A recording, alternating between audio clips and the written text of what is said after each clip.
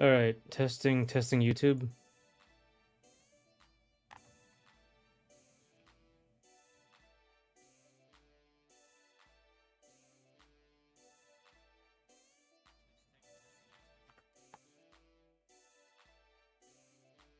Testing Twitch.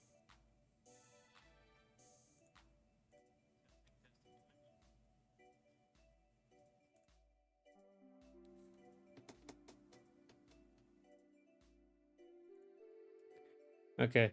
I totally forgot. He has a bunch of studs on his sleeves, so I have to draw that. And I'm not done, so I'm not done with this yet.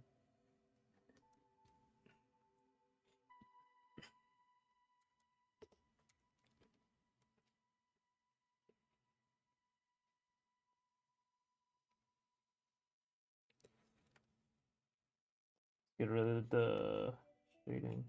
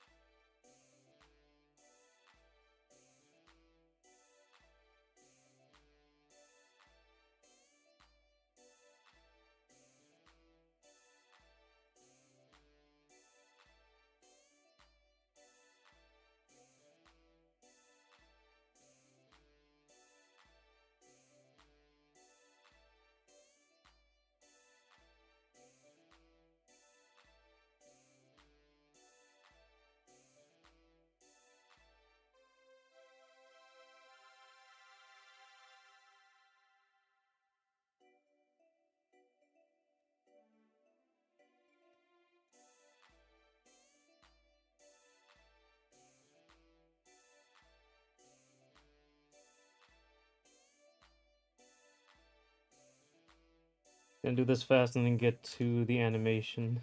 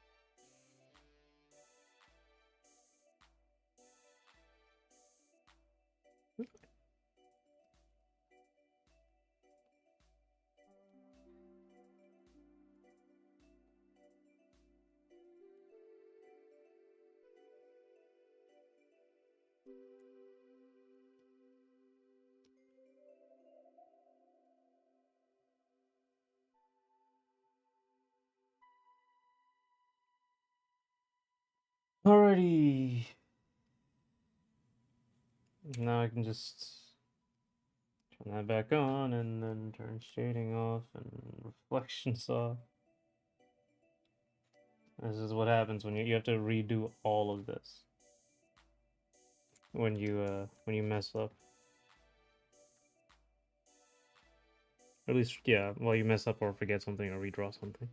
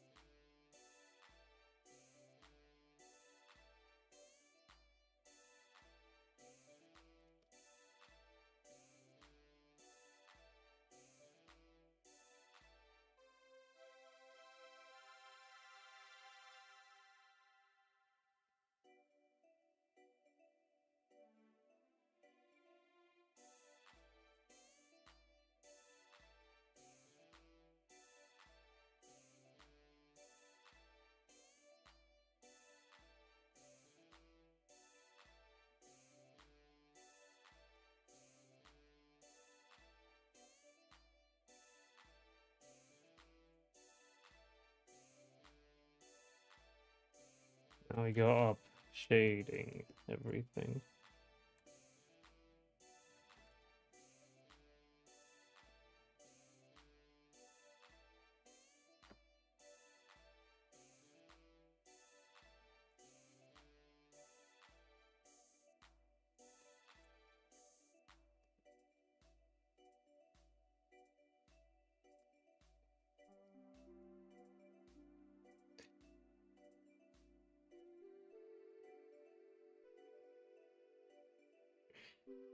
Okay, I think I'm gonna just actually have to actually shade them, so.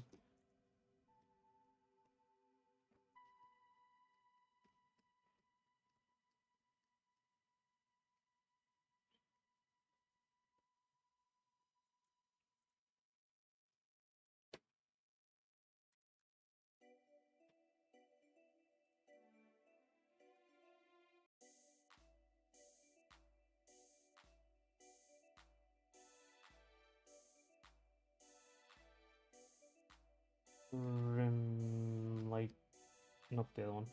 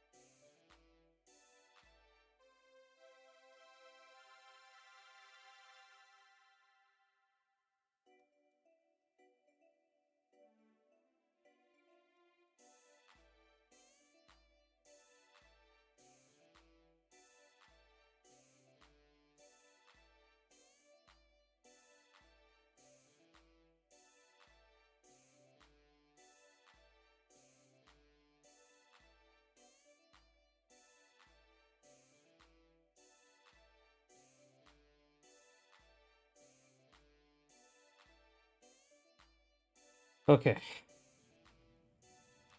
Uh, Now I'm gonna actually, I want to change the light here, color.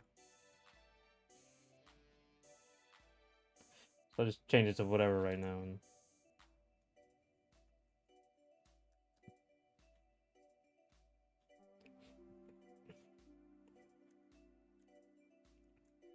yeah, so this isn't great because obviously, um,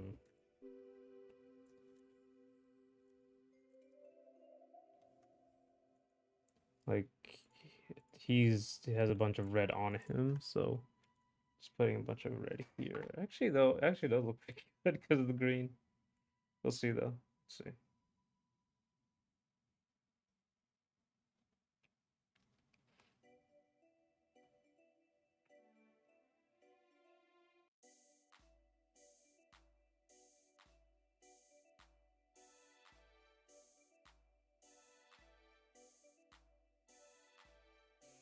That looks pretty good. That looks pretty good.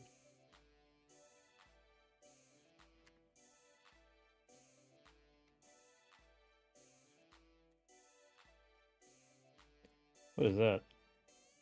Oh, oops.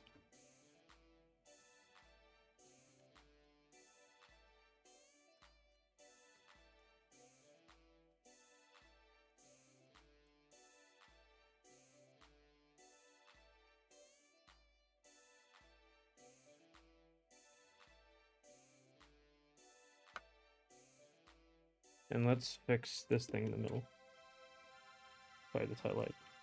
I don't like how it's so harsh. Ah.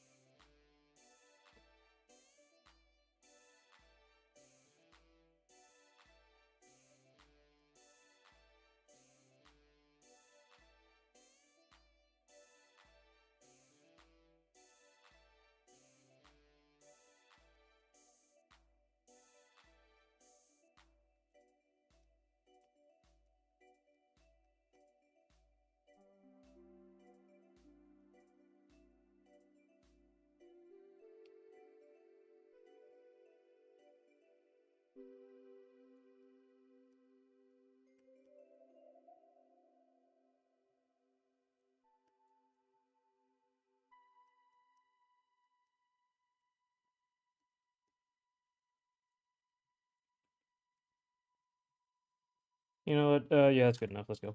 Let's not forget post-processing this time. And, okay, and then I'm going to get the base. Nope, sorry, this base. Oh, hey, hey, last Gogeta. Sorry, I missed that.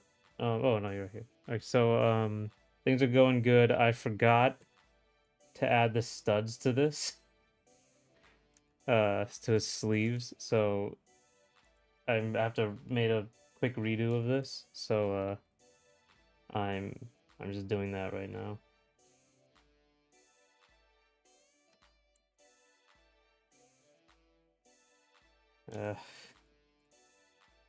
It's very annoying. How are you doing?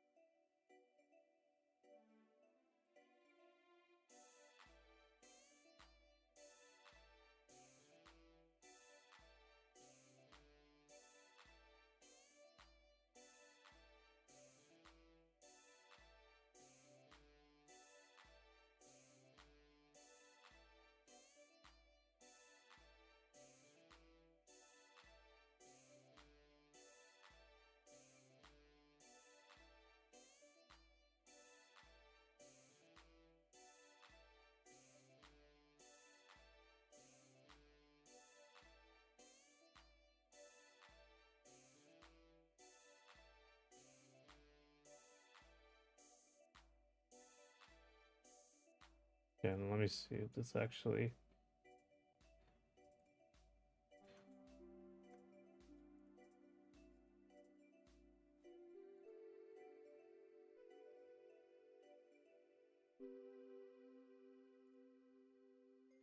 Doing alright, probably need to play some more games. You know, that's great. You should... I should play some more games too.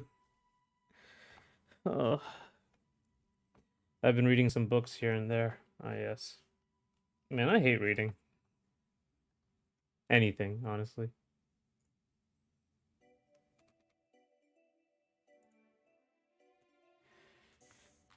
Oh, what books have you been reading?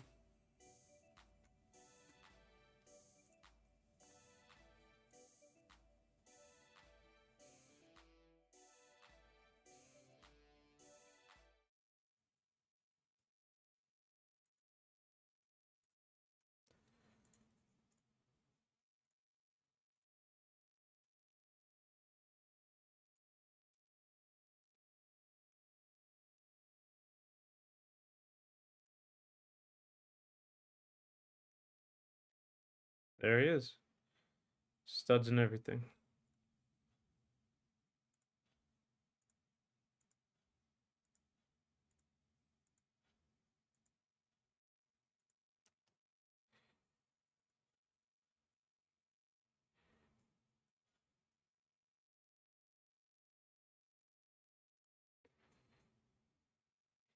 Okay, so I got my thing in. All right, so now we're done. We're actually done with this drawing, and now we're gonna go back to the animation. Okay.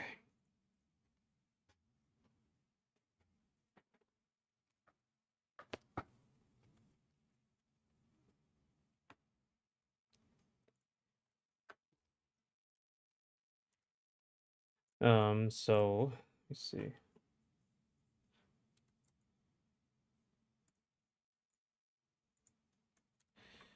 All right.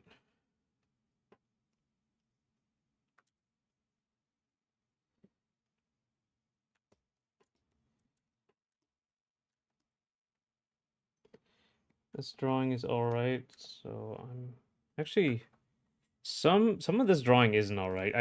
I'm just like bad at. Oh wait, sorry, I haven't transitioned yet. Oops. Uh, okay, let's do that. There we go. We're back. Mainly manga, but also stuff for a book club. On Earth, We're Briefly Gorgeous is the latest book. Man, that's a title. Yeah. You have a book club? That's interesting. I have. When was the last? What was the last manga I've read? It must.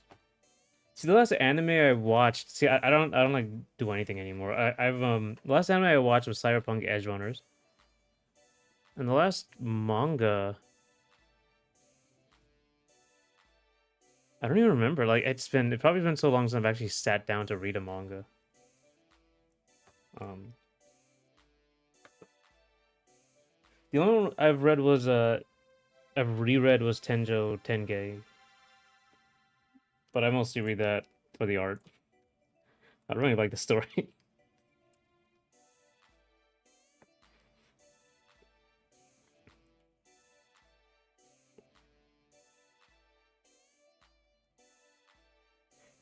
Okay.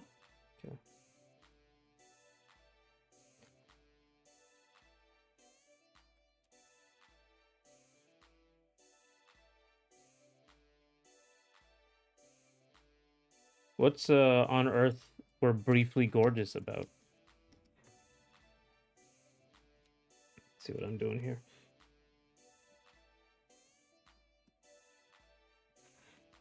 Edge Runner season 2 is on the way. You can read manga digitally, much easier to get started, in my opinion, than anime. Yeah, it's true. And manga's also like quite a bit faster. A lot of anime is really slow. Like they kind of mess with the pacing. Um, yeah, I did hear about Edge Runner season 2. Edge Runner season 1 was like ultra depressing. So I want to see how this ends up working.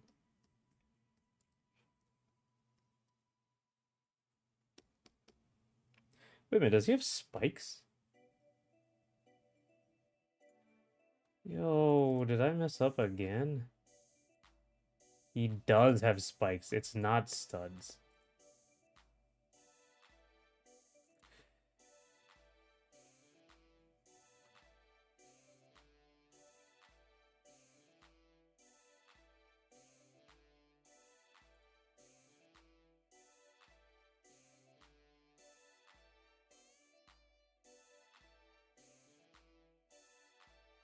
Uh, well, that's fine. I have to redo it, but it's not, it won't take that long.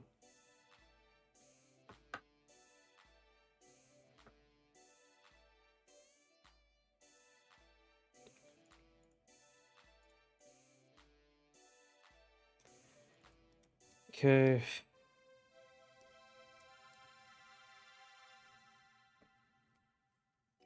Let's work on the underlying.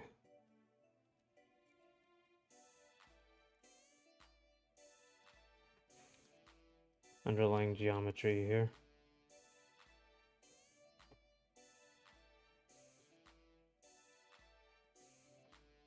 Hmm. Yeah, so see, there's a lot of like problems here.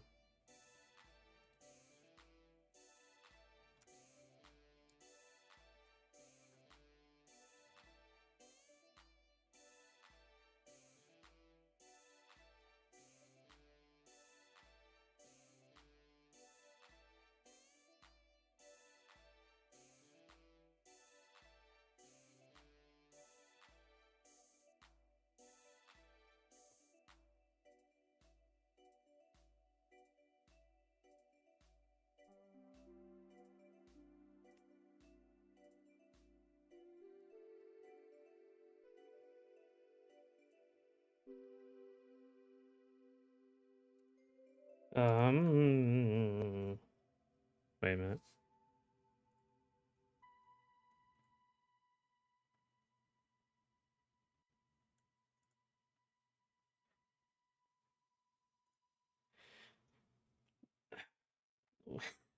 OEWBG. Yeah, that is an acronym. It's about a bunch of things as it spans from 1990 to today in the States, covering topics from drug abuse to the impact of the Vietnam War from a semi-autobiographical lens. Oh, that's interesting. Sort of like a sort of memoir.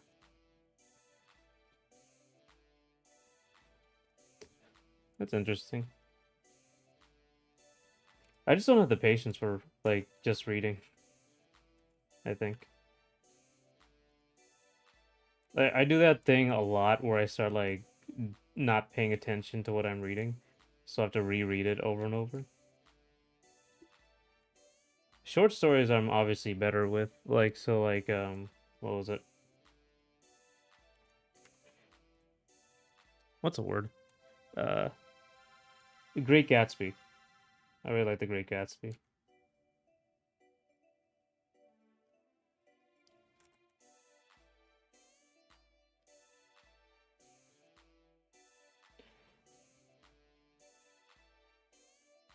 I really like the new movie as well, more so than the old movies.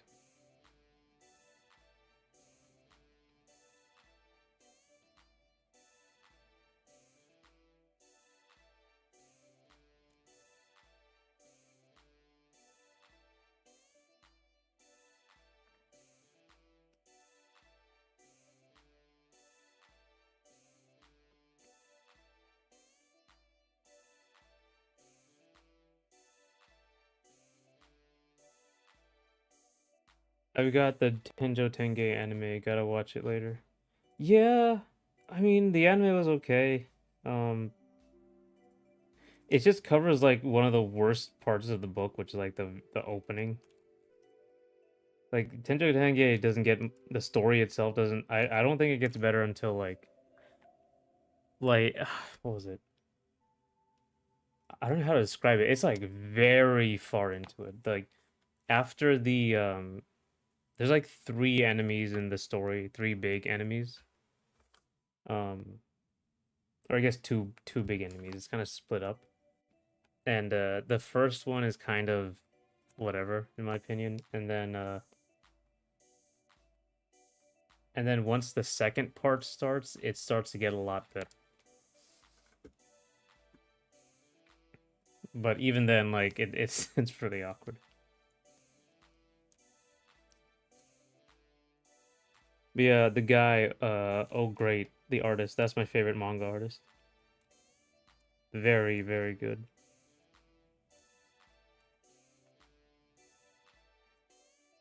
I think I might have oversold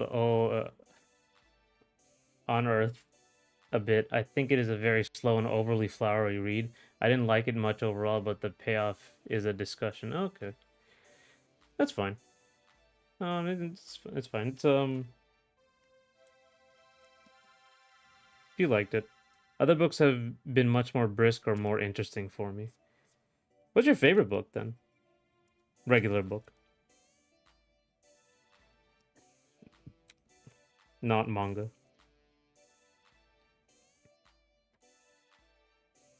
Mine would be Great Gatsby. So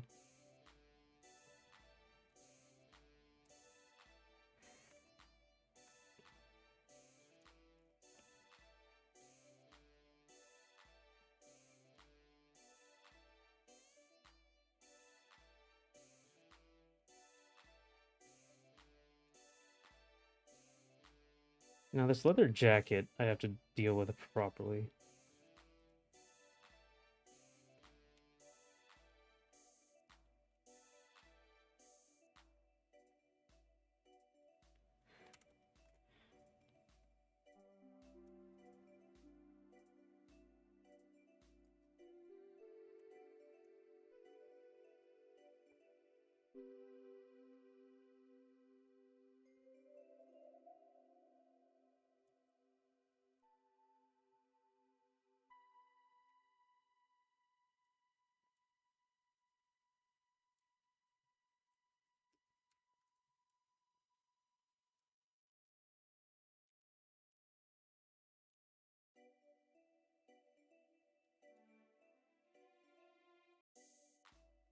My God, such a awkward. Oh, wait, I know what. What am I doing here?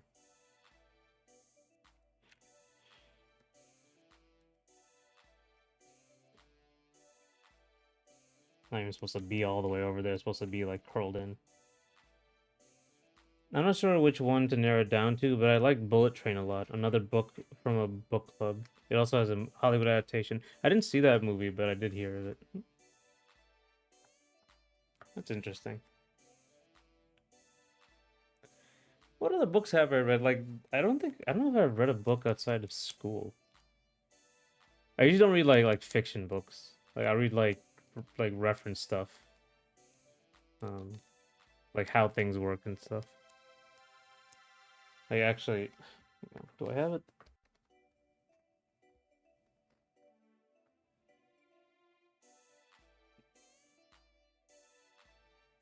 There's a book on like guns out there, but I'm not gonna bring it up here.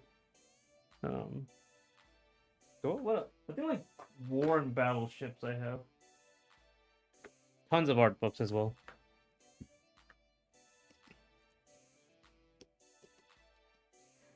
But yeah, mostly like those reference books and stuff.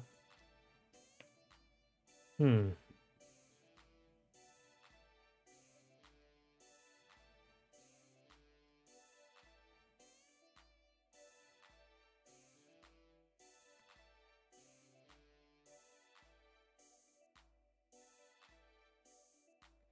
Man, I went outside for like Bullet Train is quite different as a movie, but in a good way. I think it hit a sweet spot where you'll be able to enjoy the book more for the differences and vice versa. Okay, that's good. Honestly, I should watch a Bullet Train. It seemed interesting.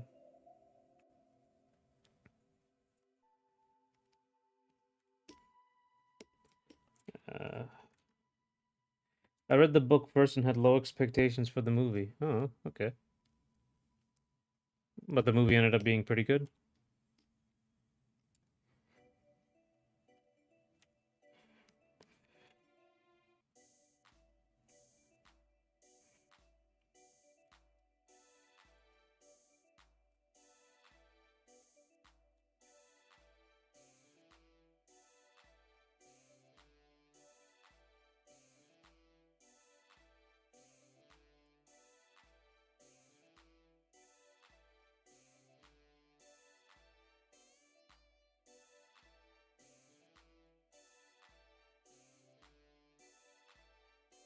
What's I don't know what adaptation. See, because I played video games, so all the adaptation that I cared about were like terrible up until recently. Um, the Mario movie was amazing. Like that, I grew up with Mario, so the fact that they did all that.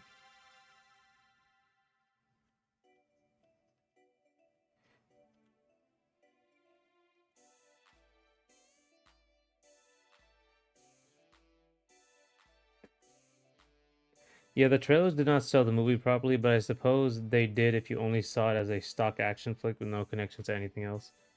Yeah, I thought it was a good looking one. Anything for me, like if it looks good, that's a big draw for me. Has a very good cinematography or like unique cinematography. And like it was kind of sold as like this more stylized movie, stylized acting, stylized action, visuals, all that. So that's what interests me. I got really bored with realism.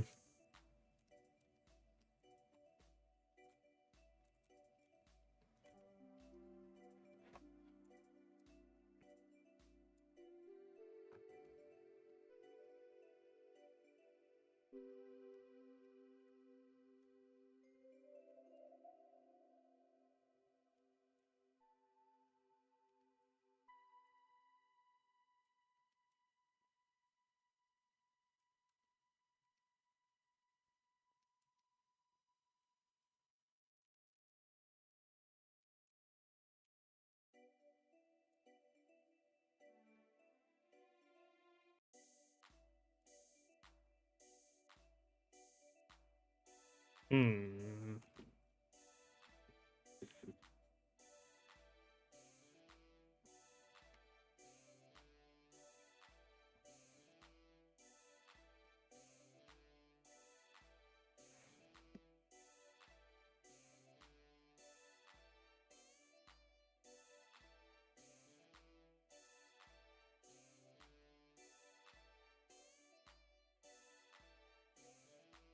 The first barrier for me with Bullet Train's adaptation is that the book had a full Japanese cast, at least implicitly, and the characters were being changed, compressed, but the core spirit was achieved.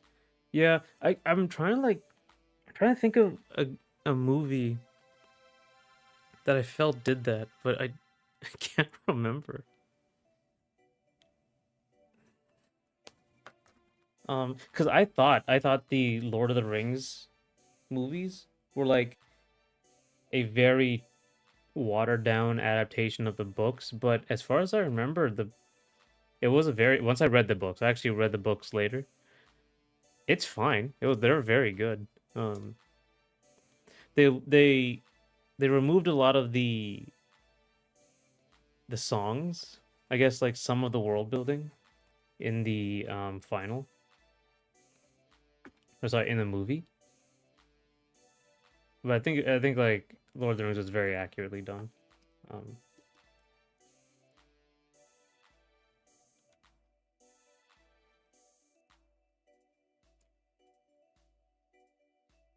oh, you know what? You know what I did? I remember now. I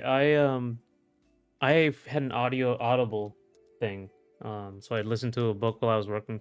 I was reading Hero with a Thousand Faces. That's what I was the last one I read. Um, that's about the monomyth story, hero's journey. That's that book.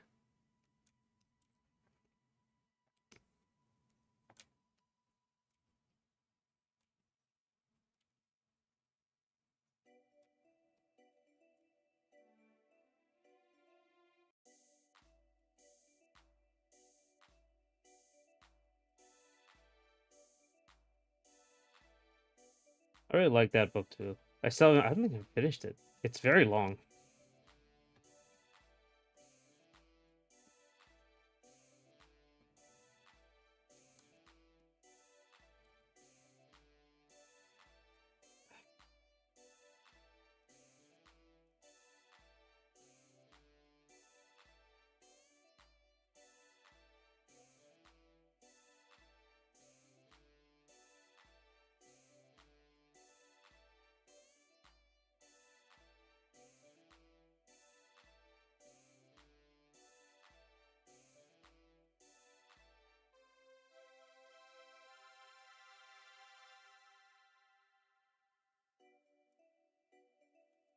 The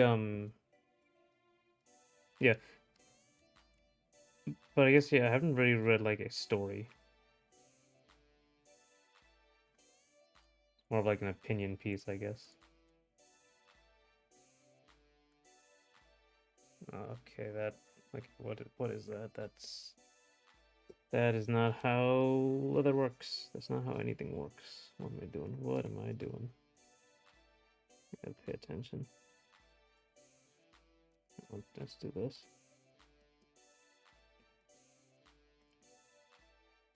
Um, let me see.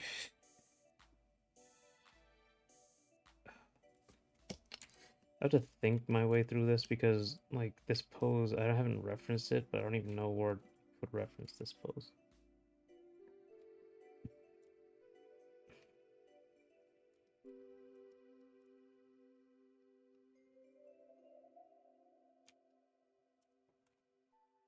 I don't envy the job of someone adapting a long-running work, whether that's One Piece, Detective Conan, Harry Potter, or Game of Thrones. That's right. Um, and One Piece, that's right, anime adaptations. Ooh. Yeah, I gotta wonder like what they're gonna do with the rest of One Piece. I heard that the live action thing shrunk it down, but again, I guess I didn't watch One Piece as much. Um,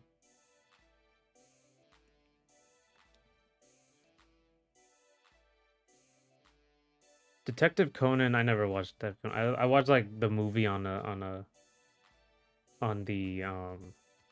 what's it called? On an airplane, but I never really watched anything else.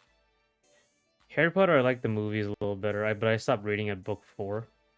I got super bored with it, and I didn't actually ever watch Game of Thrones that much. Um, Man, but yeah, long running work. I gotta wonder, like, it was crazy. Long running work. There's also JoJo's Bizarre Adventure, and from what I've heard, like he reset everything. He reset the timeline. Um, and apparently he's like redone the story, but now he's really good at it. Like he's much better writer, much better at everything. So apparently, like, that's an interesting take. Like you make something and you finish it and whatever it's famous or not, whatever, someone adapts it and like you have a second chance. One Piece has multiple adaptations: anime, live action, Wit Studio. They're planning to readapt it all. That's, man, redo the anime. That's pretty crazy. um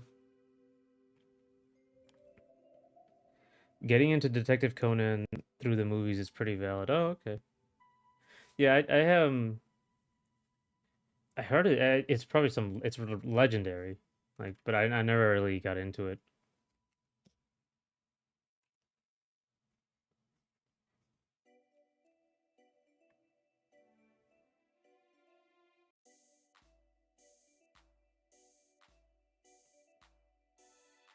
Let me check something.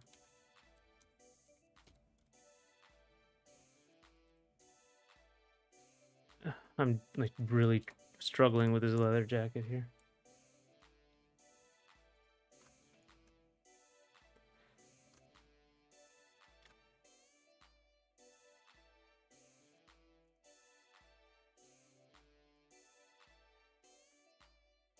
Okay, because like leather is really heavy, so it doesn't move that much.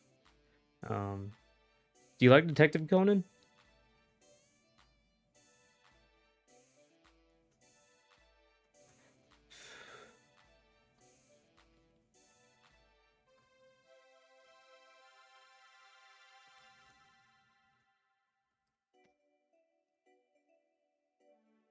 I'm aware that JoJo Part 7. One second. I'm aware that but JoJo Part 7 is a reset of sorts, but nothing I heard indicates that they're doing a one-to-one remakes of any earlier parts. Parts 1 and 6 are mostly linear, being set decades or months.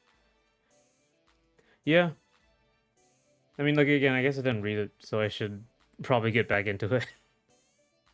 um, One of my friends read all of it, and he was telling me, like, it's the story Araki wanted to make. That's his take on it. Um, Apparently, it's, like, way better. That was his opinion.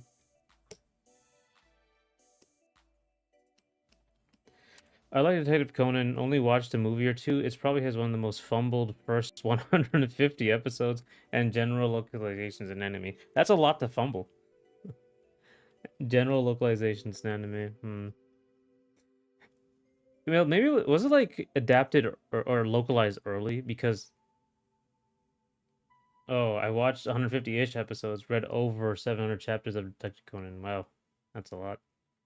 I think like if it was localized a little earlier, the the scene was like way worse. Because I remember like Four Kids was doing its adaptations that they just change everything. Pokemon when it first came here, they changed everything. Um, Apparently Dragon Ball Z. I can't remember how Dragon Ball Z was changed. My big thing was that I learned later on was like Yu-Gi-Oh was completely altered. Um, but that was my introduction to terrible localization.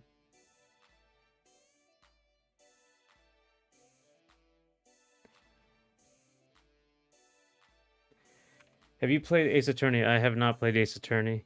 Um, I know of it. A lot of modern video games I haven't played. Sorry, that the light was in my eyes. I couldn't concentrate.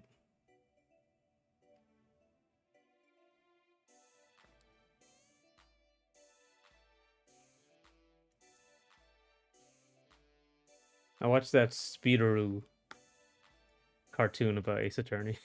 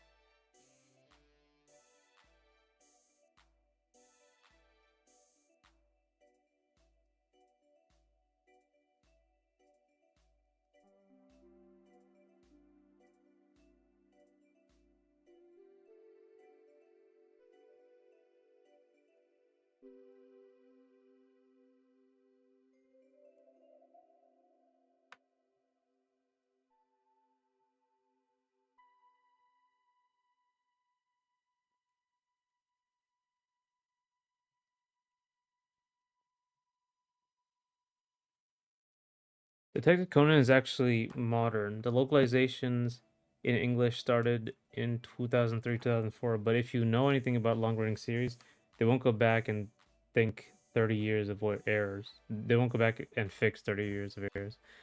Yeah.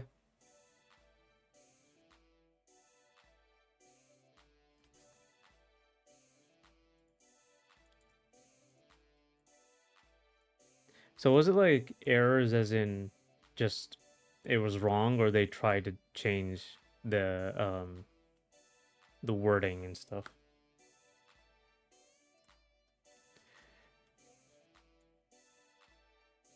All right, and if it takes me a while to like respond to something, it's because yeah, for some reason the YouTube is super delayed. But yeah, I am seeing it. So I have to go back into to the program and put it back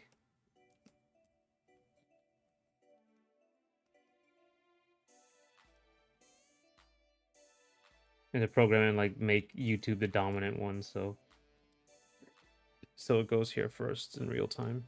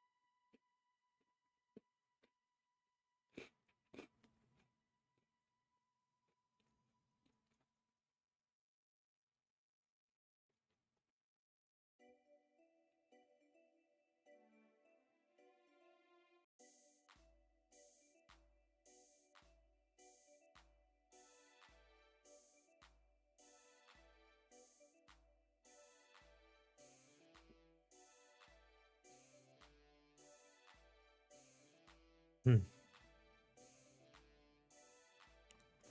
Well, on the localization part, there are multiple sets of characters, names in English for no good reason.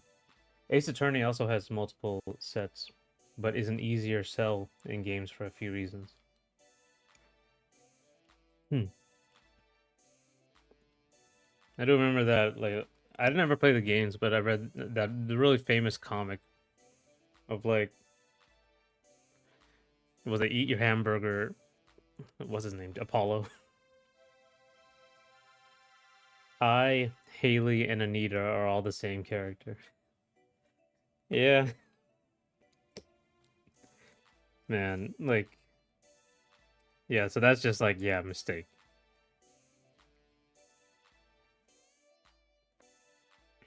You know, actually,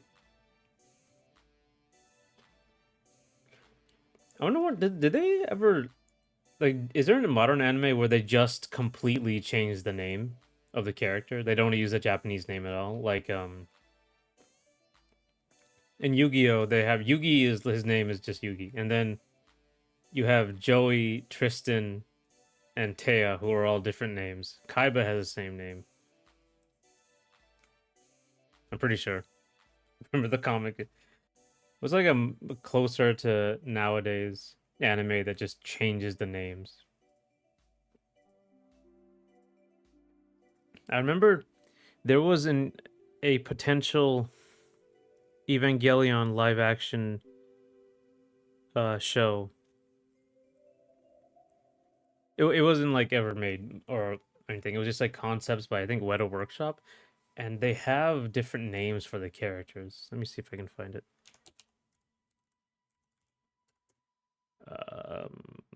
Weta Workshop. There it is.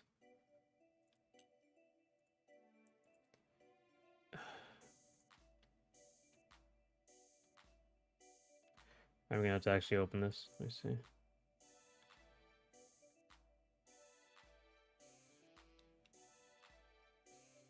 Oh no, okay. Her name is Ray, but it's spelled Ray. There it is. Kate Rose. That was I believe that was Asuka. Was Kate Rose. Ray is just uh, Ray spelled differently. Who's this? Or was that like that might have been like an actor that they wanted to use for a base?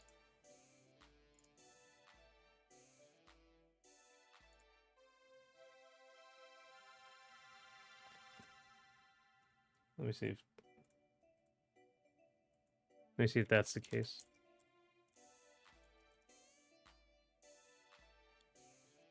Yeah, that might be it. Is maybe.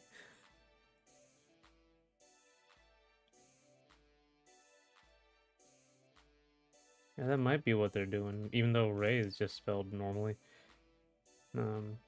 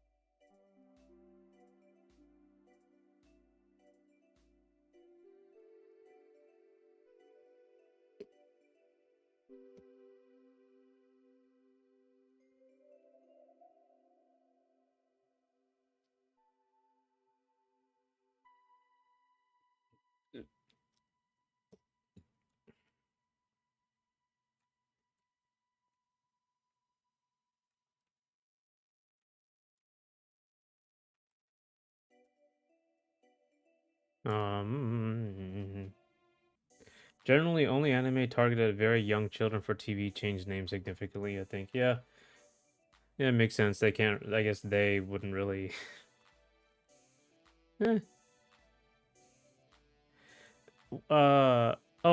Speed the famous one. I think the first one of the first ones was Speed Racer. Like his name isn't Speed. Uh, Yeah, Maka Gogo. What was his actual name? Uh, Go Mifune. Yeah, that's his name. Beyblade would be an example in Bakugan, probably. Yeah, oh, I remember Beyblade. I never actually looked up what the changes were for Beyblade. I never watched Bakugan. I don't know that. I've heard, I've seen it, but like I never actually watched it. I've seen like,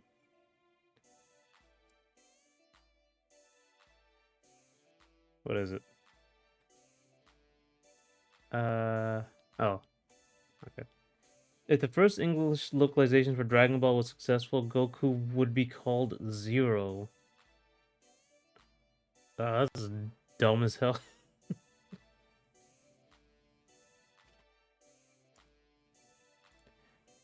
Ah, Zero. Bakugan isn't our generation, but I'm aware of it. Yeah. I remember Beyblade, and then I remember Metabots. There was also a show called Duel Masters, which was like a parody of card game anime.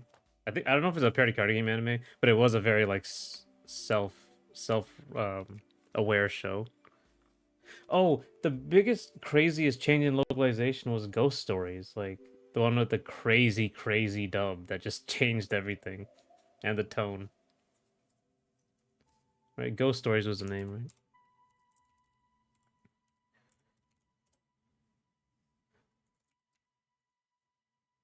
Yeah, yeah, this one.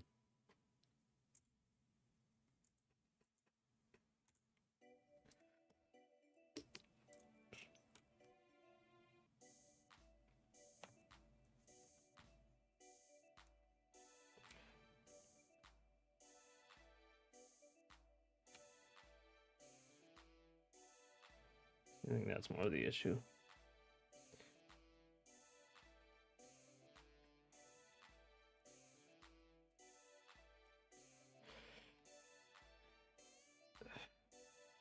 As I understand it, Duel Masters wasn't aiming to be a parody in Japan, but like Ghost Stories, they had free real estate. Yeah, okay, I figured that now because like after I see the stuff like Ghost Stories, like but yeah, that like Duel Masters was really funny. The little I watched of it, Duel Masters was very funny.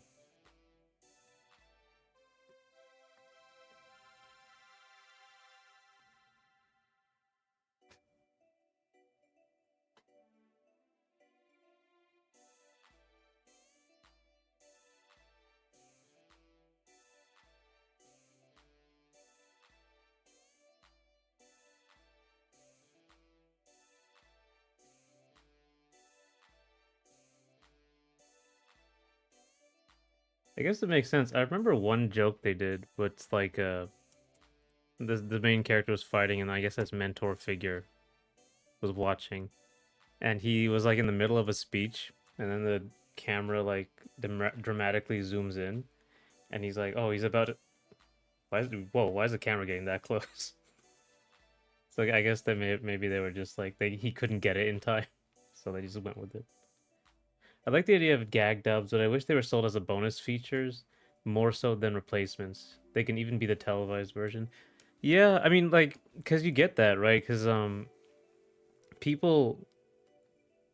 It only works if it's really good. That's a problem. You have to make a good piece of like good work, and then people will kind of forgive it. Generally, for most people will. Like The Shining, apparently that movie that like apparently has very little to do with The Shining book, but it was really good. Or at least Stephen King had some problem with it.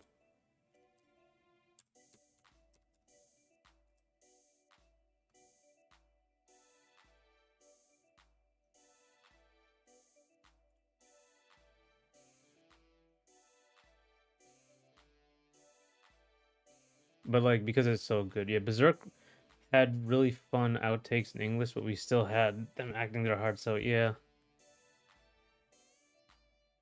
yeah.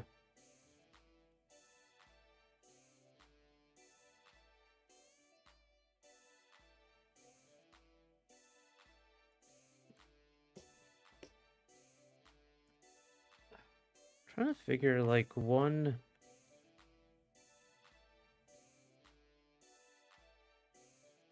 That's as far as yeah. I think I guess I have to really reach back to my memory just because I there was a period where I watched tons of anime, just anything on TV. Um, I guess nowadays things are pretty different. I guess the Full Metal Alchemist dub wasn't wasn't really changed much. I think it was like the story in Full Metal Alchemist that was a problem. They kept they had a the anime caught up with the manga, so they had to stop or they had to make their own story. So I think that was the issue with that. But otherwise, the dub was great.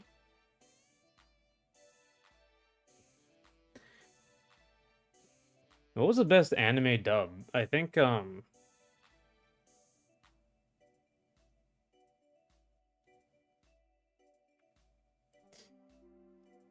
what's the word? I think it's Cowboy Bebop. It's probably my favorite.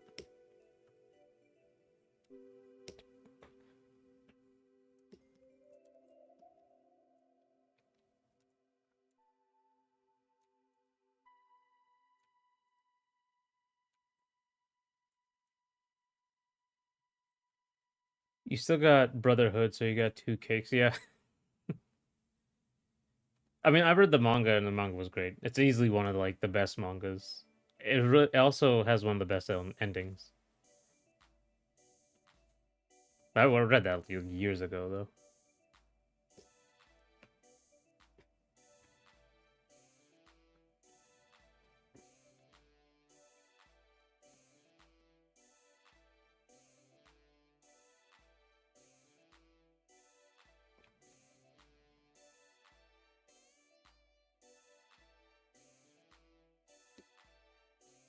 Black Lagoon on my shelf is probably the best up. I didn't watch much of Black Lagoon. I read some of it, but I didn't watch much of it.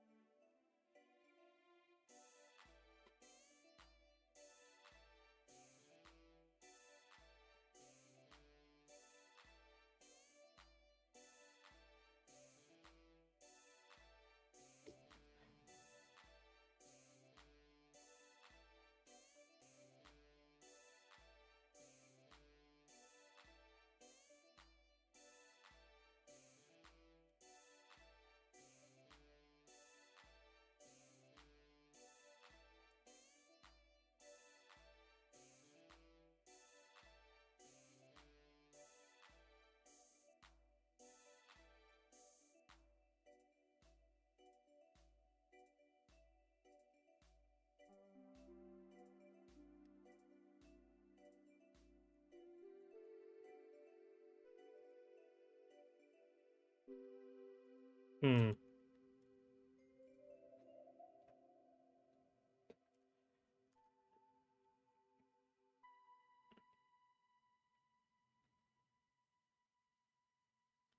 I'm trying to think of other dubs. I mean, the Full Alchemist dub is pretty good, obviously. Black Lagoon was dubbed by the Vancouver VA's Oceans dub. Few things are by them now, but they also did Death Note, many Gundam series, and the first DBZ voiceover. Not the Zero one, which was Dragon Ball.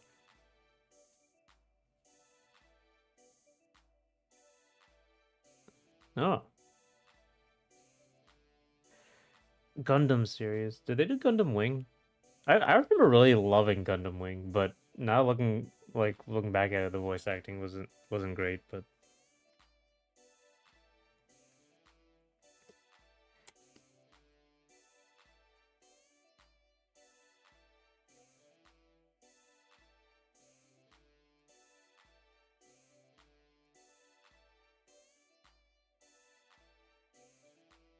they did Gundam Wing. Oh, I really like Gundam Wing. That's I still really like Gundam Wing.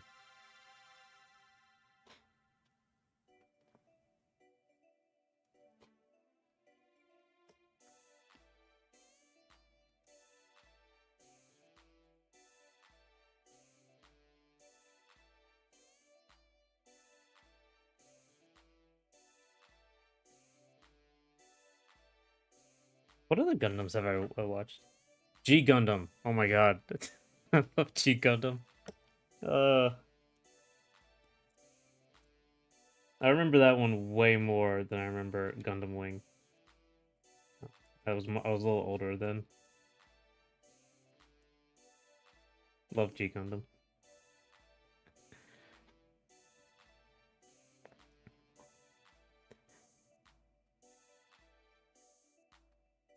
You know what? You know what it is? I think because Cowboy Bebop is relatively, I guess, normal story. Like it's not a very anime acted thing. Um, I think like the dub fit more into how like the typical acting I hear in America.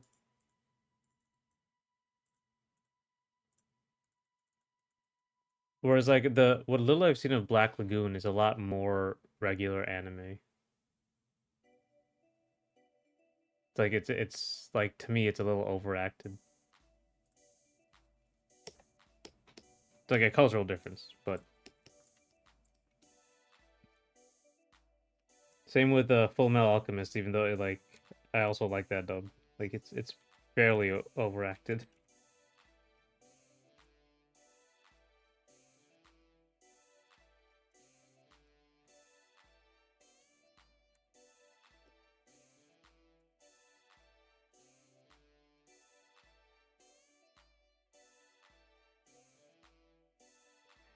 A sub studio in Canada did G Gundam. I love that. I love G Gundam voice acting as well. It was great. Like again, actually, what I was talking about exactly. Like the overacting. It's so good.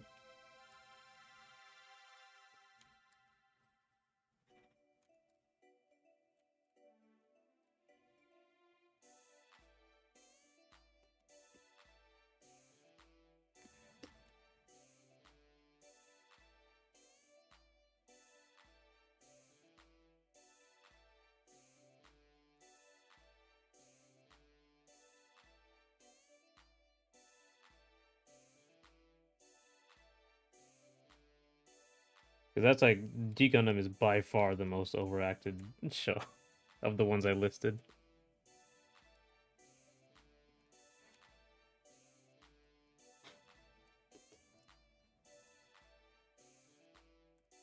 I think Black Lagoon was acted to a level suitable for the story and its influences. Camp in a Tarantino way, if I remember. But I need to watch more of his work.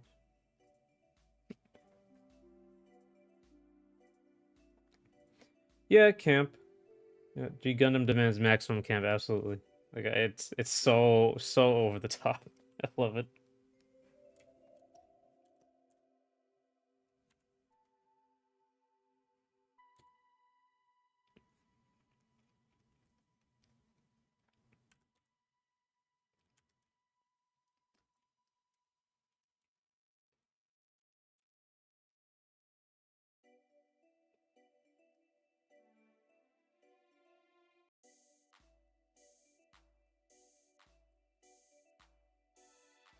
Yeah, I should probably watch more of these anime as well.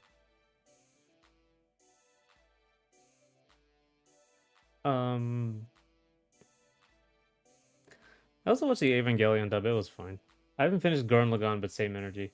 I finished the Wonderful 101. Same energy. Yeah.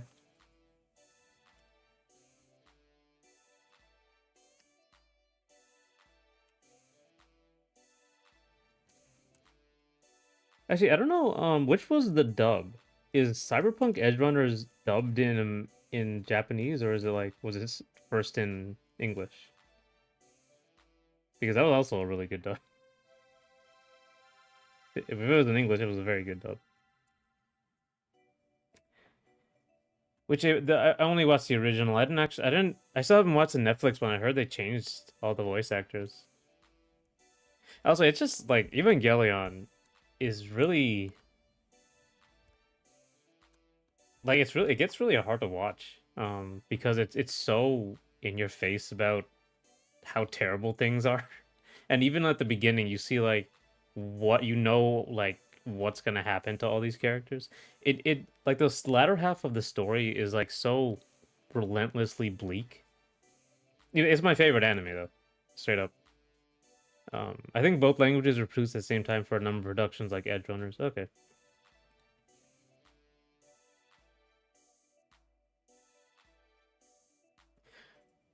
Um, yeah. So the for Evangelion's like very very bleak by the latter half. So it kind of like when I rewatch it, I remember that while the much lighter first half goes on. But yeah, Evangelion's great. The dub was fine though. I didn't think it was like particularly special.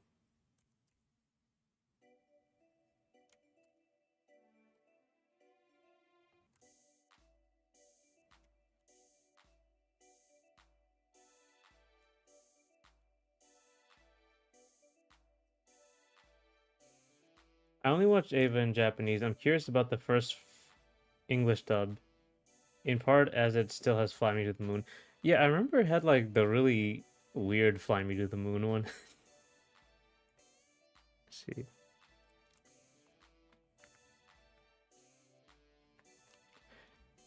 but I remember like really sitting there to watch the credits.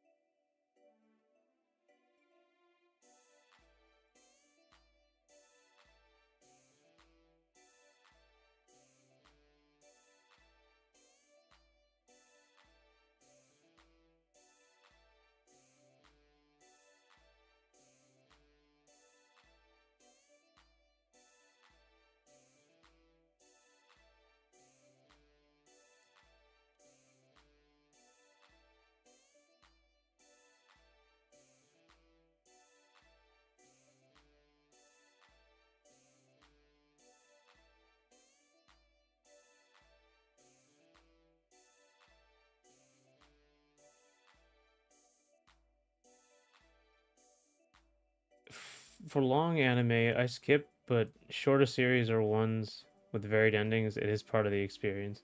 Yeah. Yeah, I was really young when I first watched well not really young, high school, when I watched Evangelion. So I guess I wasn't really thinking too much about it. Um Oh, the opening though. The opening you can't skip. The opening's a classic. And I couldn't skip it, so I had to watch it. Um but yeah, I remember that the opening is like the best song.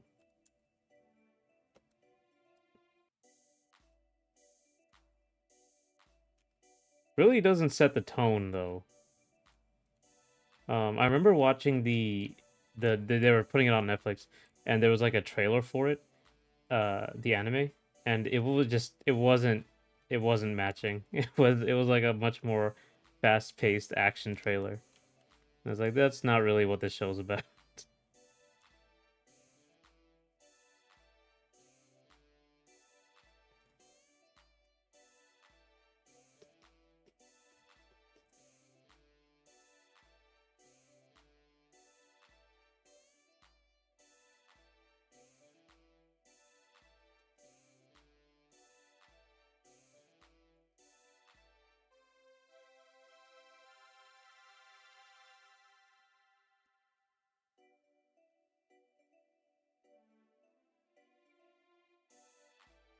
Have you seen Raise No, I skipped that when I watched no, I didn't really watch anything. I think I watched like the the commercials.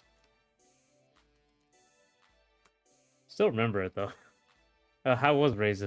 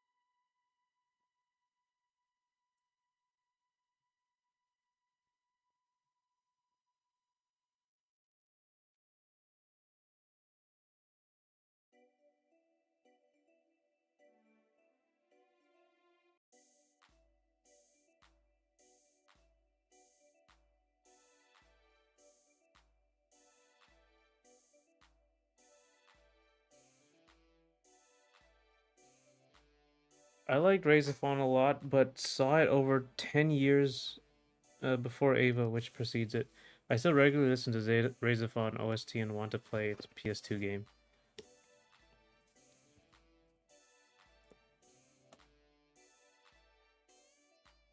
Yeah, man, like the music is always timeless, no matter what the show is. Um, or can be timeless. I don't know. It was a PS2 game.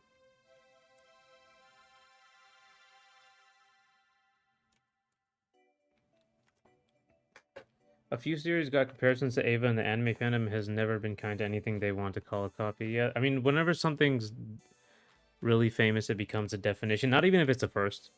I think Overwatch was the big one because it was so famous that, and yeah, people copied it, but like there was stuff that came out before Overwatch or was announced before Overwatch, and people just compared it because it was all they knew. Um,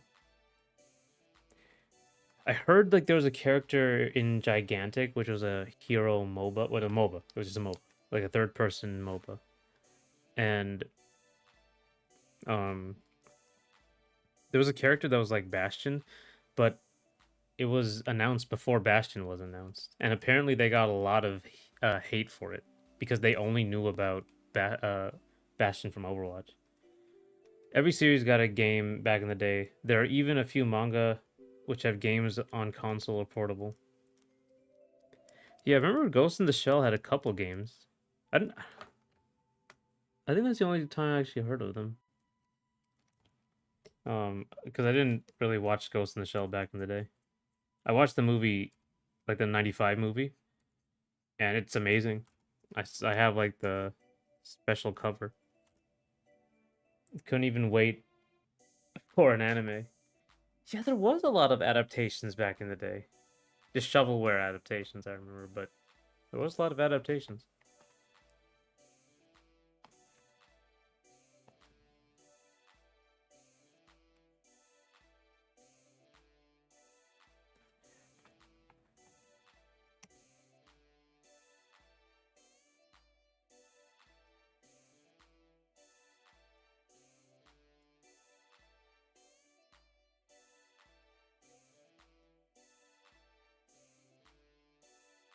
I guess the Wii had the most shovelware though.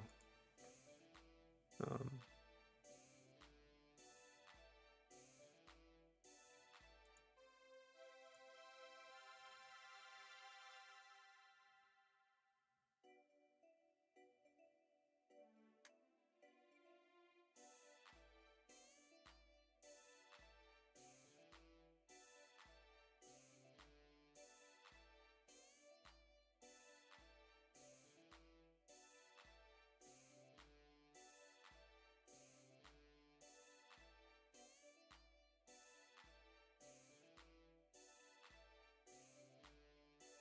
Berserk has so few titles. Does if it may have any good games, which are actually quite good. I remember a Full Metal Alchemist game. I don't think it was good. I remember there was a Full Metal Alchemist game back in the day, like old one. See, I watched this stuff on XPlay. I remember back when they were still around.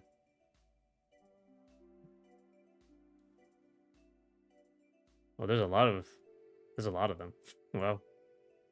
Uh, was it Broken Angel? It might have been this one. It might have been the very first one I saw. It was like a 3D action one.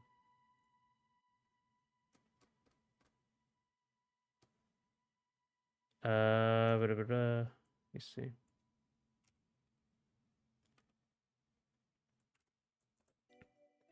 We had a lot, but I think licensed anime games probably peaked on PS2 DS, but I need to make some statistics. And I remember largely been mixed, critics divided, how the story received praise. Okay. Um but yeah, there's a ton of Full Alchemist games. I don't know which ones were like the best rated though. This one looks like it's average, the first one.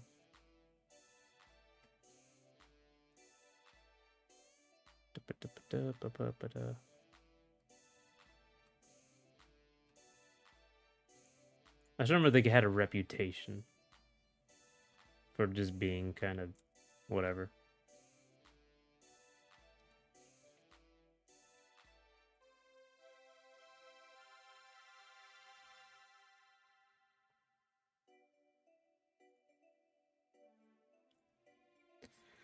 We had a lot. Yeah, okay. I'm sure one random PS2 FMA game has a crazy speedrun scene.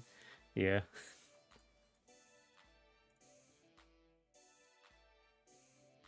speedrunners are like. Well, I guess I haven't really. Let me see. I wonder if I have discovered a game through a speedrun. I mostly like discovered that people like speedrun. Like I remember like there were speedruns for Sonic 06. You know, like really bad games. I don't know if I ever like saw a speed run for something completely different that I've never seen before. If Shrek Super Slam can have a healthy competitive scene, anything can happen in a fast food sort of way. Yeah. Uh wasn't there like a SpongeBob game? I think it was a fan game, the ketamine addiction or whatever.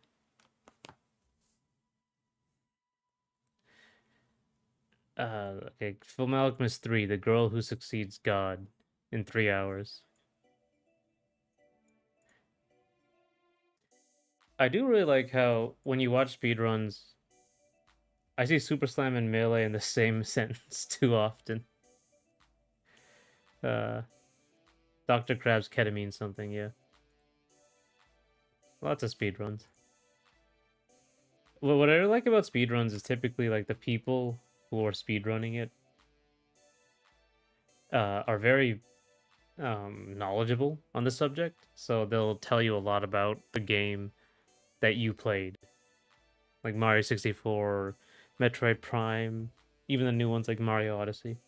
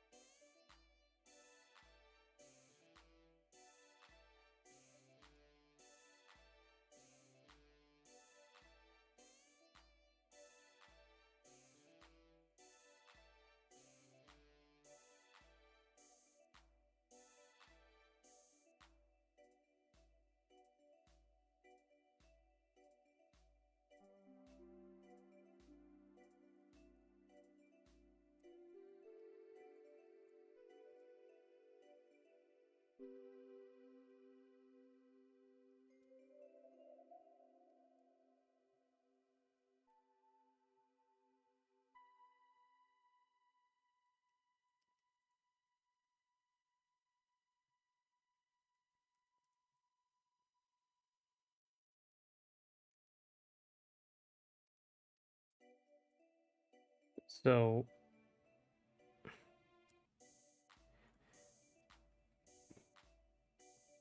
I think if I just have to I finished finally the structure of this. So now I'm just gonna do the line work. You have like a speed run that you really like a video speed run? I think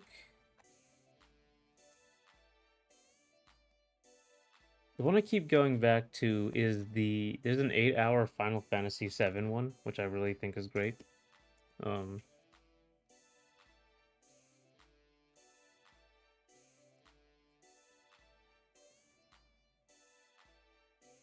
I'd have to go find it, but that's one of the best ones. We ought to be able to talk speedruns in a bit. Oh, okay, no problem. Um,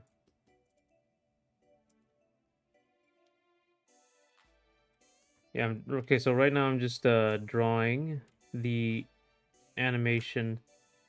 So I can just show the animation. Okay, so that. So there's a whole animation.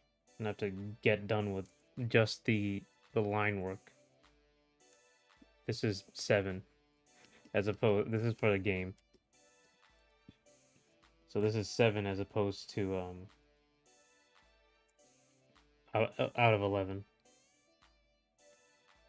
The amount of time this stuff takes will really make you be efficient with those frames.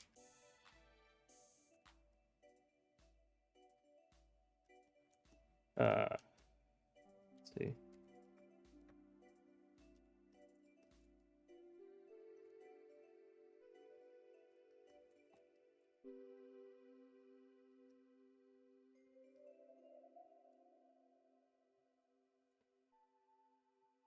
Especially these characters are very complicated. I kind of wanted to make things change, or not change. I wanted to like, I was gonna say I wanted to make a lot of changes, um, or like I wanted to bring back stuff I like, but I kind of just wanted to draw something I enjoyed. Because like a lot of the industry has moved away from this stuff, um, and even indie games aren't really scratching the itch either. So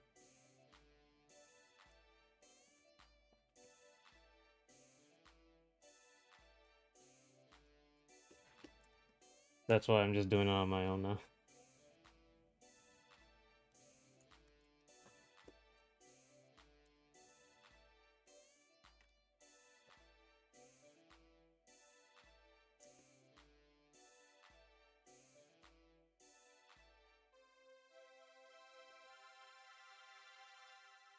But this is a lot what line work is. It's just cleanup. Sorry, cleanup animation is the worst part of it. I like the thinking about it, the roughs about it, but I don't like this. This actually takes me longer, um, or I have a harder time doing this because it's very dull.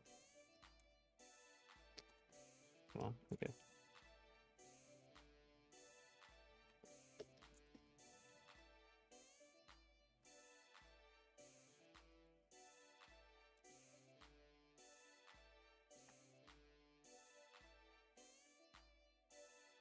I want this jacket to be a little worn down, so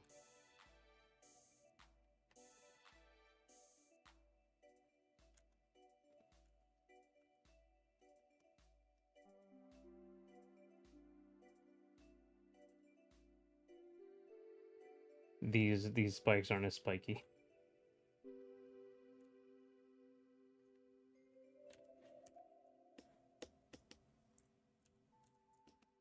Um,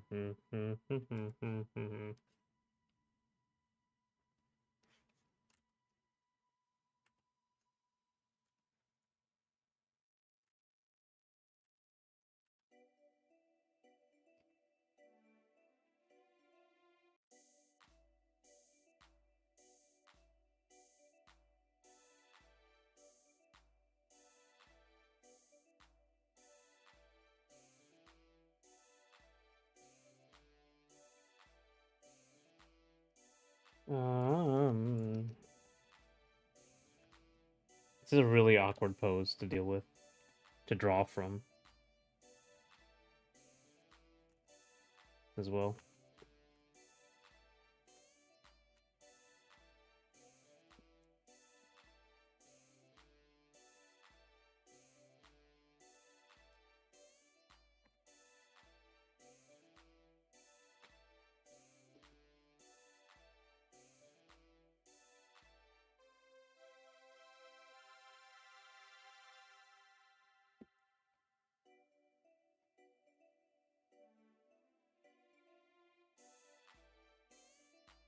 I like some of the more popular speedruns, OOT, Odyssey, and Mario 64. Yeah, there was an Odyssey one I really liked. There was a at GDQ. It's mostly because like GDQ has like the audience and stuff. Um, oh, there was a Kingdom Hearts 2 one. I love Kingdom Hearts 2, and there was a like a really good GDQ video like speed run of it. I think it's the one where they all start singing. They had, like a donation incentive to sing during the gummy ship missions.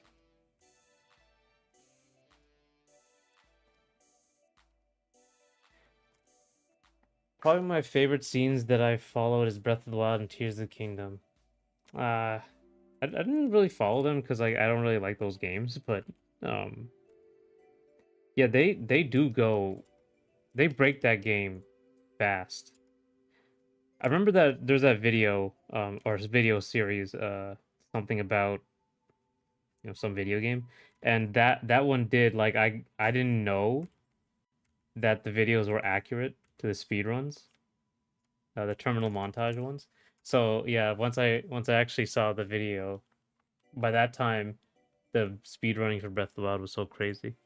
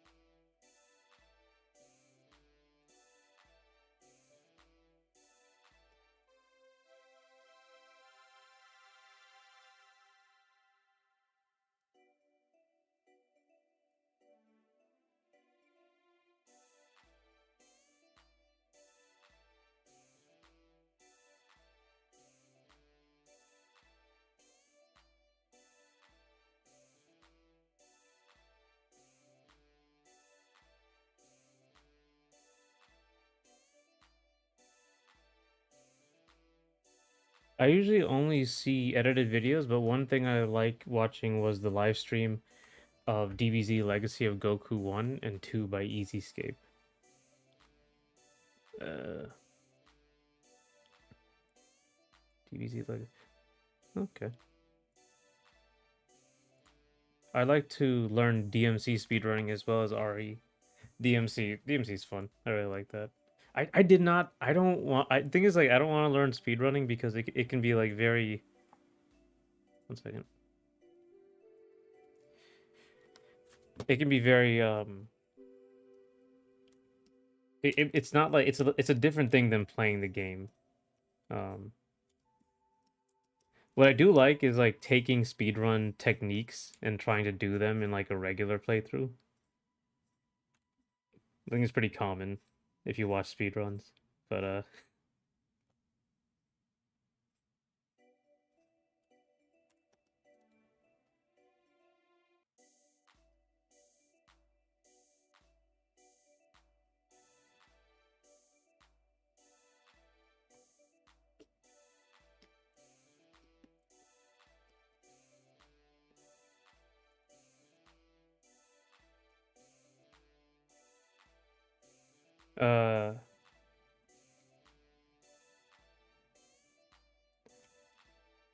Do you like DMC in general? Do you like the just playing the regular games,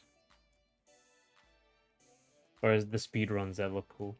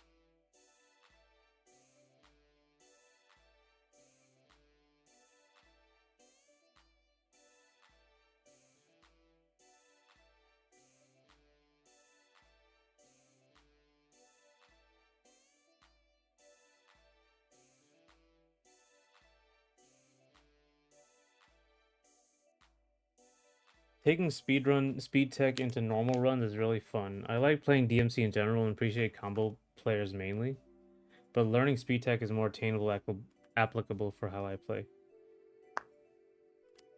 Yeah, yeah, really. I just kind of like.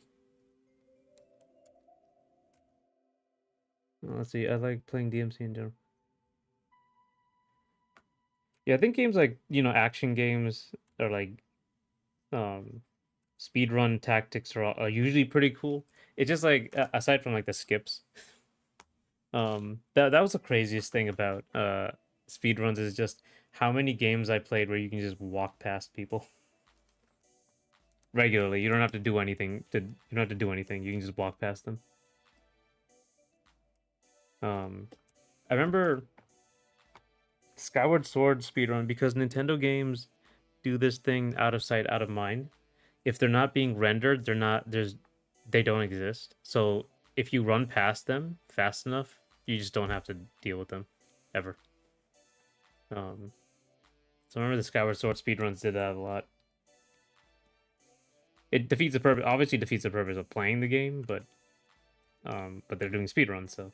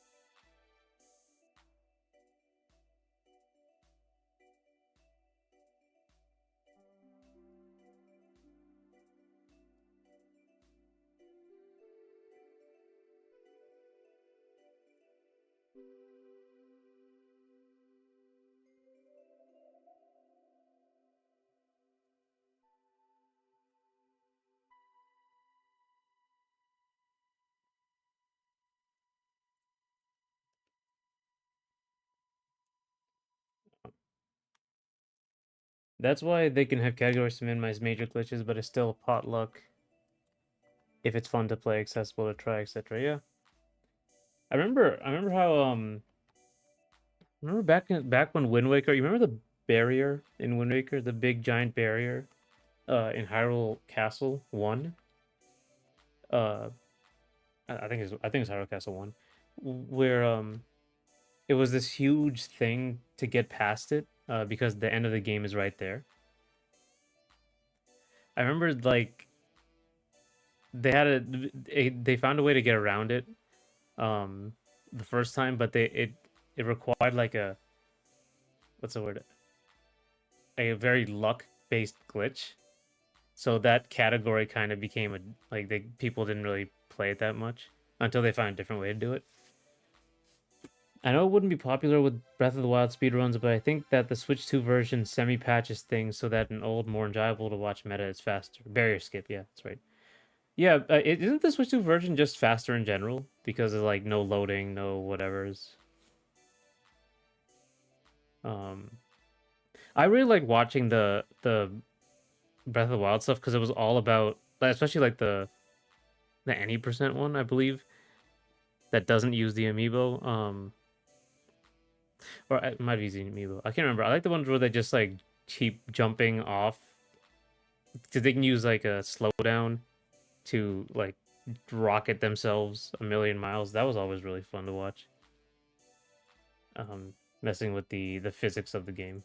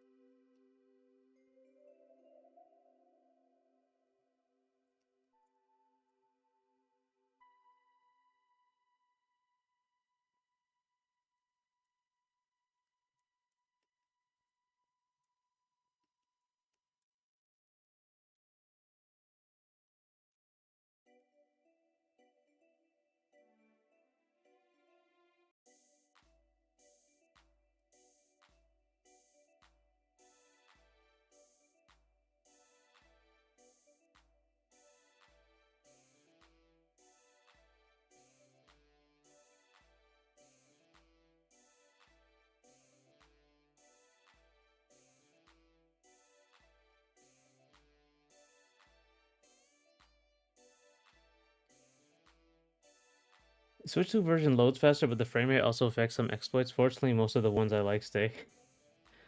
So some patches of Switch 1 slash Wii U are faster. Oh, yeah.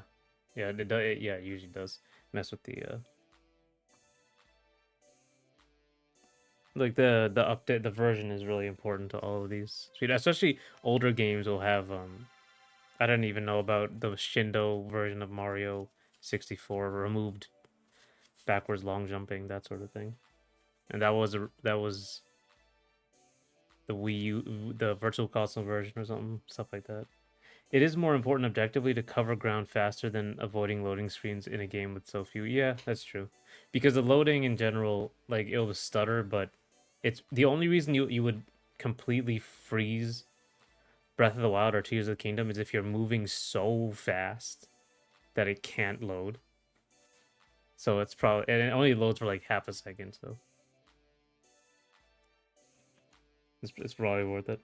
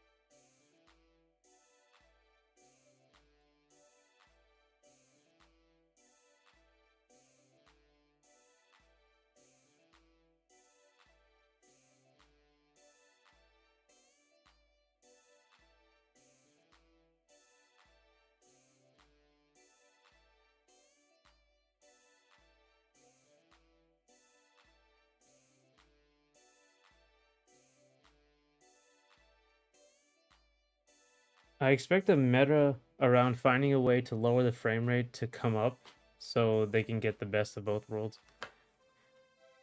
Yeah, yeah, yeah. Hmm.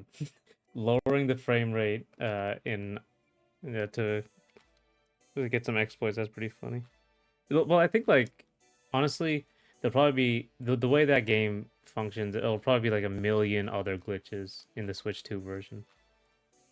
Because they seem to always be fixing the new versions as they come out. Still, even though they can patch the old versions.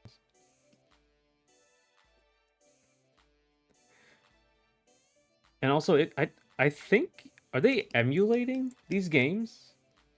No, the Switch 2 version I think is literally a new is no, I doubt it's built from the ground up actually.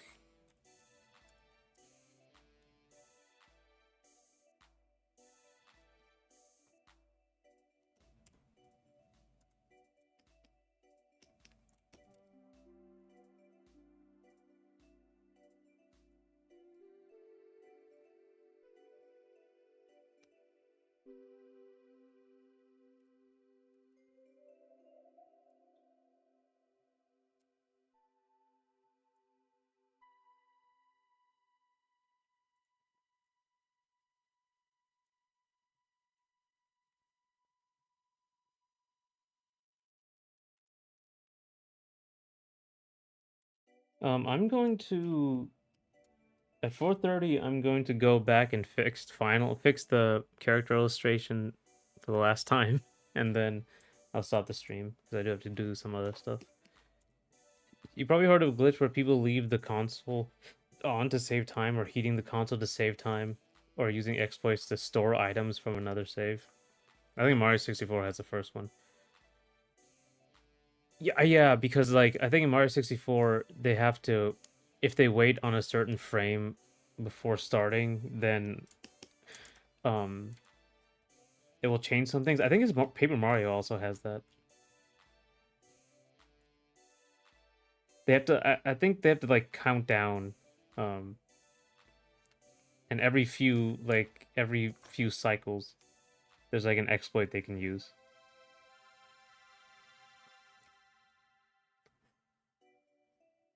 Yeah, speedrunning's crazy.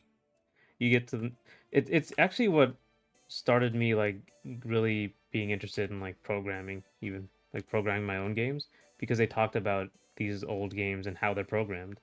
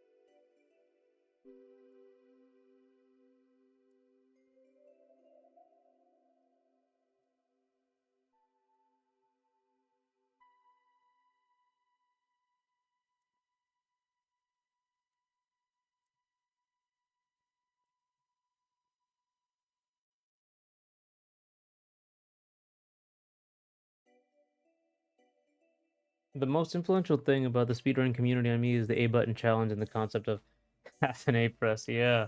That was also like the thing that actually made me jump into Unity, that video. The A button challenges was nutty. It just came out of nowhere. I mean, because it is basically the same thing. Like you're putting on a arbitrary challenge onto yourself, and because of that challenge, you kind of explore and find new things.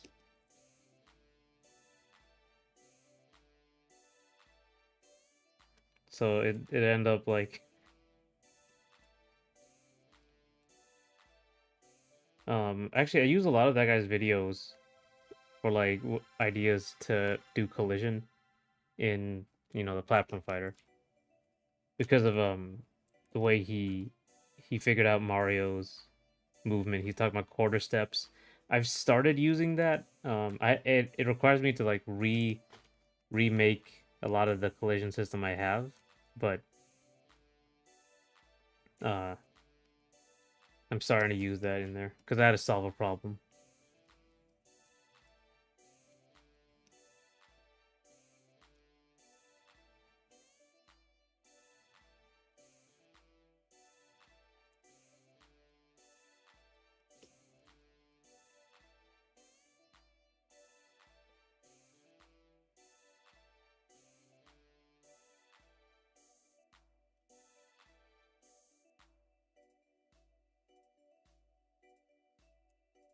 When I get more into designing games, I'll definitely find smart ways to use that theory for handling inputs.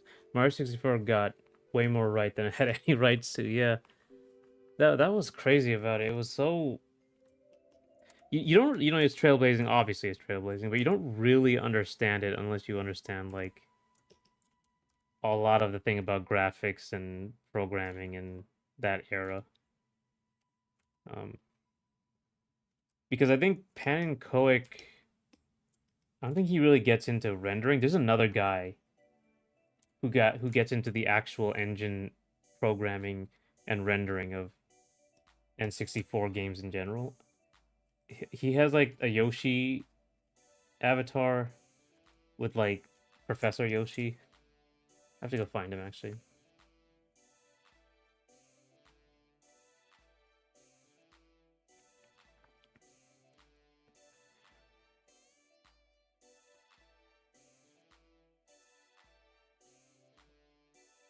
Some 64 optimizations. I know who you're talking about. Yeah, Kaze Emanuar. Yeah, that this guy is like talks about the nitty gritty of the engine. Forgot the name, but he really optimized. Yeah, N64. Um,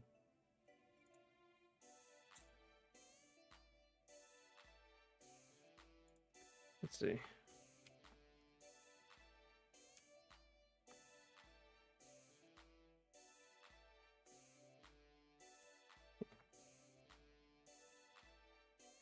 Kaze does an F3, an E3 for fan games. I did not know that. Did he? I only watch his videos.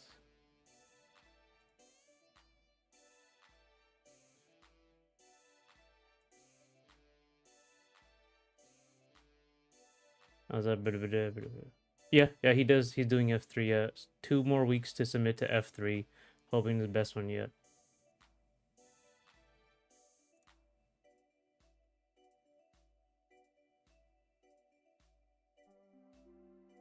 Oh yeah, I've never heard of this. I should look into it. Think of it as E3 for fan games. Yeah.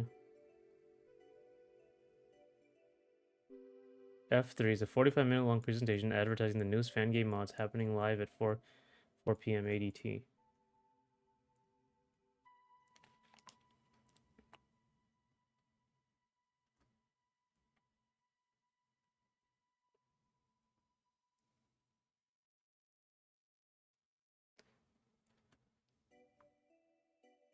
No, July 26th.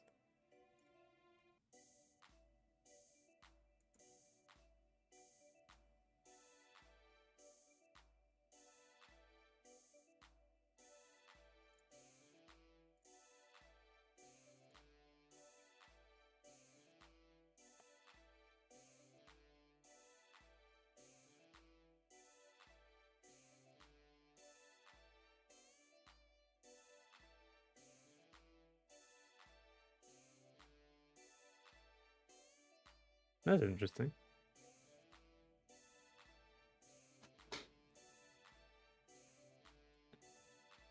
I gotta wonder if like the people who made Mario ever see these videos, like the A button video and Kaze's videos,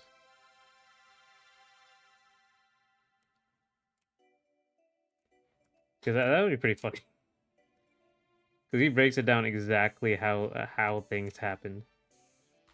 Um, So they gotta remember, like, oh, we did do this.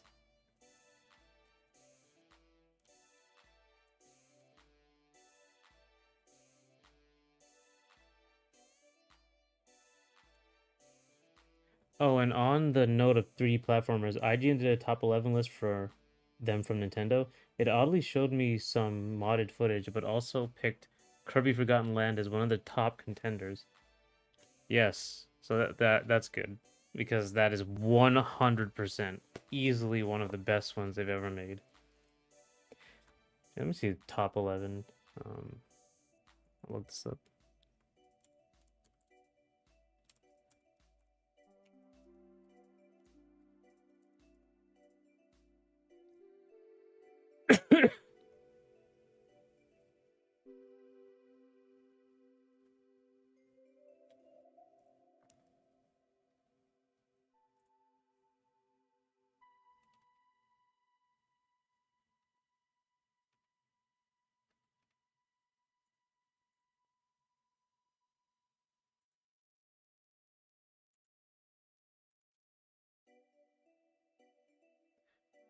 It is a video, but the comments will list them. I'm sure they are missing a lot of games.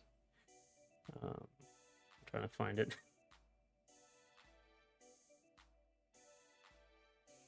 Almost all of them are Mario, even more than I expected. Oh, really? Ah,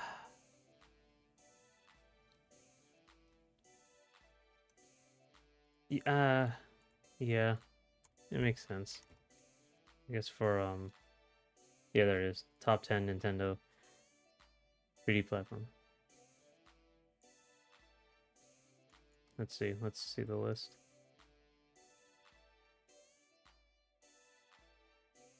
The Mario 64 footage being mostly from a mod feels really strange.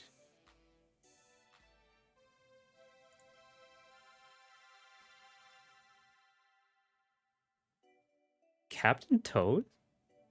Captain Toad's not a platformer.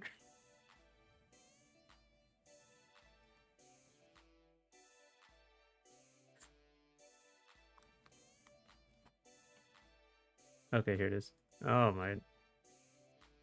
6 Sunshine, Odyssey, Mario 64, 3D World, Galaxy 1, Galaxy 2. All right, Galaxy 2, that is my favorite Mario game.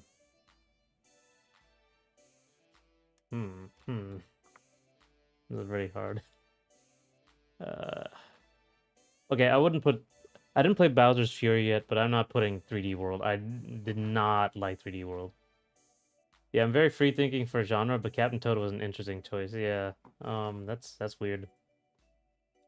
I wouldn't put 3D World as like anywhere near top 10. That I think kind of was like a miss. Not because it was bad, it was just boring. Um, I don't think a jump is needed for a platformer.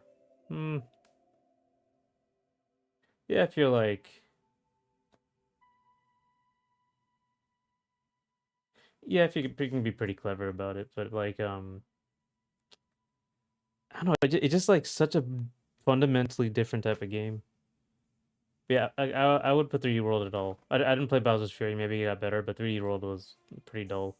Odyssey, I did really like Odyssey.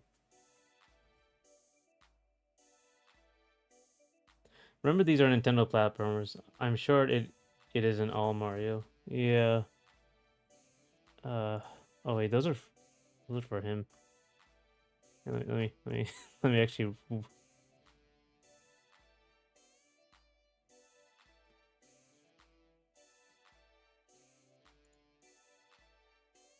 Oh, they're yeah.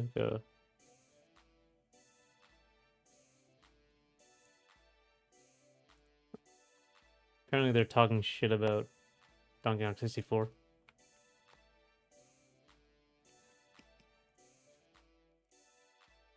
Oh shit! It's 4:30. Okay, let me fix that.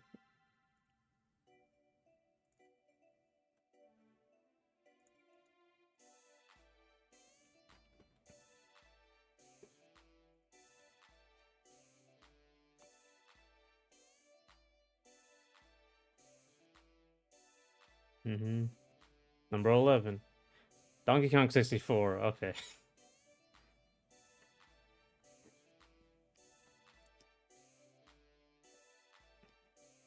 Whoa. They are talking shit. My picks for no jump platformers: Bionic Commando and Downwell. Bionic Commando, yeah, okay, that makes sense because he has the thing. Downwell, have not heard of that.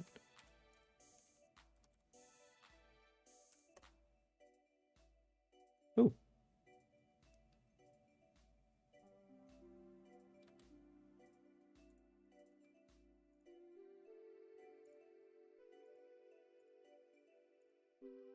let me see the video.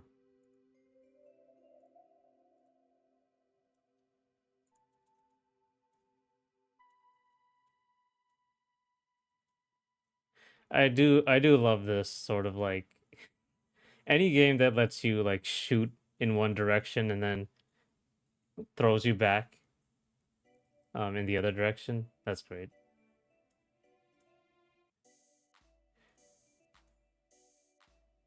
Play Downwell on your phone, Switch, or PC. Good game. I think they were very surface level on some of the games they covered. Yeah, IGN's like that, especially with these. They're just kind of trying to make content. Yeah, Downwell seems interesting, but yeah, like I always like the look down, shoot like rocket jump sort of game. That's great. Like Quake, that could be.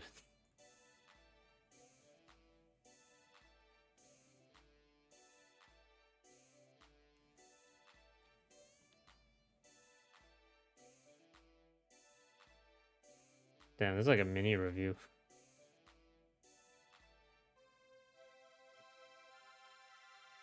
Yeah.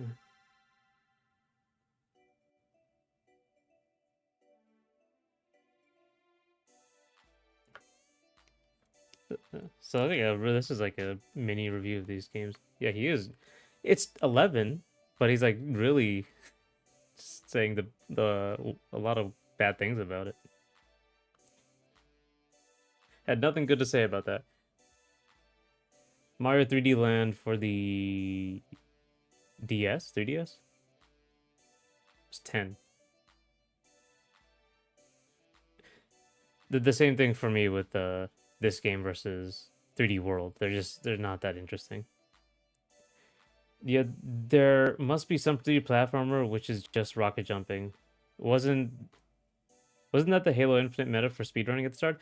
I I didn't know what that was. It was rocket jumping. I thought what for sure would be the grappling hook. I remember there was like a lot of. I think they should have skipped DK64. They had nothing positive to say. Yeah, yeah. I didn't get that. It was literally like this game is garbage. It's the worst one. Number 11, best Nintendo game platformer. Um, yeah, Halo Infinite had this thing where like you found these explosive barrels and you blew them up and you could like fly through the map, or like you didn't blow them up, you kind of grappled them and then went like walked into the collision and then they would throw you out and they would shoot you across. That was a long time ago though. I haven't really kept up with it.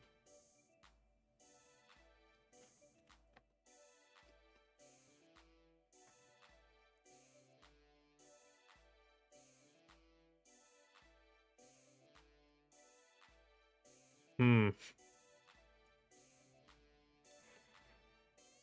It does feel great to move Mario around, but it's just the level design was just lacking. But Nintendo always is good at like controls, you know, and character feel. That's nothing new.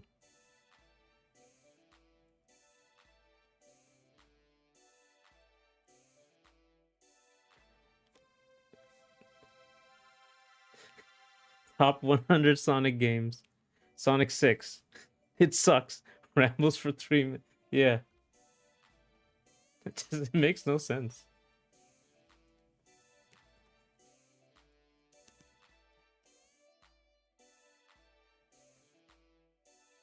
Yeah, so 3D Land and then 9 is 3D World. It's okay. Yeah, but I still wouldn't put these games like even a top 10.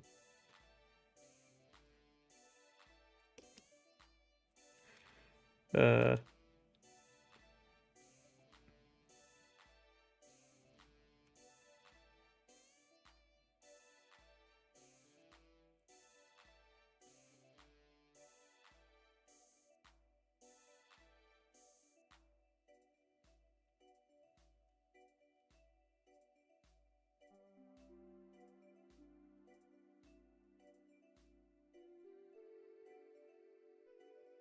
okay. I was interested in Bowser's Fury, but I never actually ended up playing it. Okay, and then 8 is Mario Sunshine. Um, Mario Sunshine gets a bad rap. I don't think it's great, but it was fun when I played it. I only knew like it was like the black sheep of the series until way later.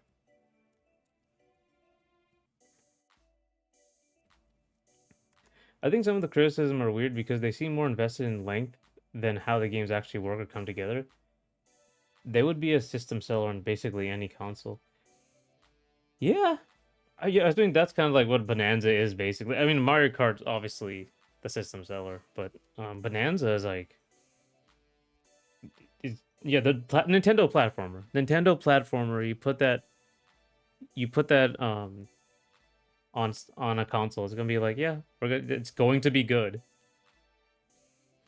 They have been like consistent in a way like I don't know any other developer has gotten to.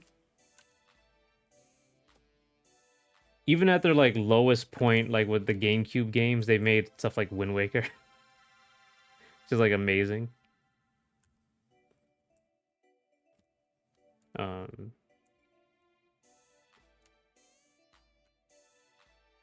yeah, okay. 7?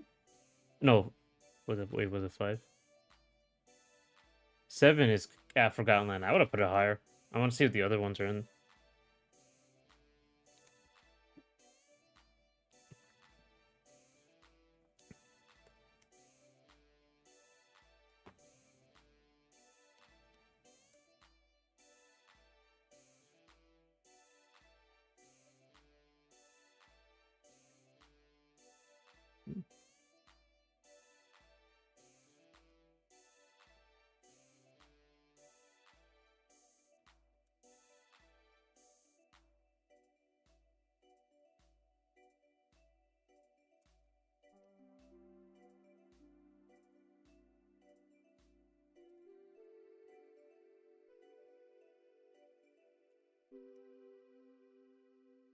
Spoilers, almost all of them are tied to Mario, even DK64 kinda, yeah. Yeah, but thing was like the Mario name though kind of got I don't say diluted, but they had the what's the word? The Mario sports games were wait,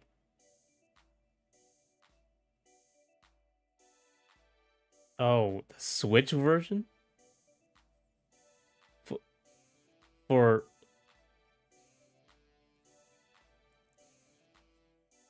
hang on.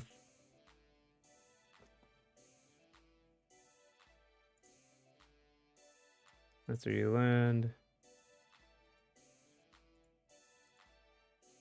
Oh, Bowser's Fury is number 9 and then Mario World is like is 6. Okay, I see. Yeah, okay, there's no way Mario's World would be like number 6. Absolutely not. That it was good, but it wasn't their best.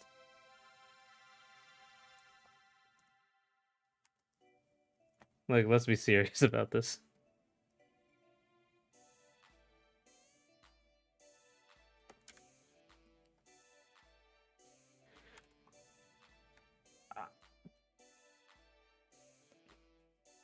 Champions Road? Switch version of 3D World does make some changes. Technically not an objective upgrade, but it is faster. Yeah, sure. But I mean just like the fundamentally Mario 6 the Mario World is not it just wasn't that great. It was very like the ideas it had were very repetitive and like it was more about it felt very basic. I think because like every single character had to be able to be played, so it just felt like you didn't have that big move set. How is Treasure Tracker 5? It's fine. It's not top 5. It's crazy.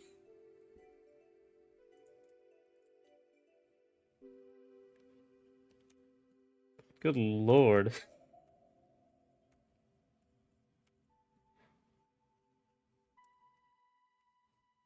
Number 5 is wild. That's crazy work.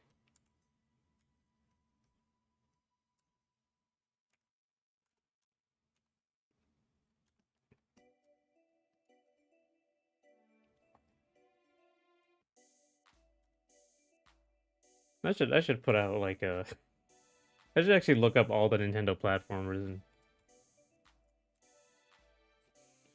and try to see it.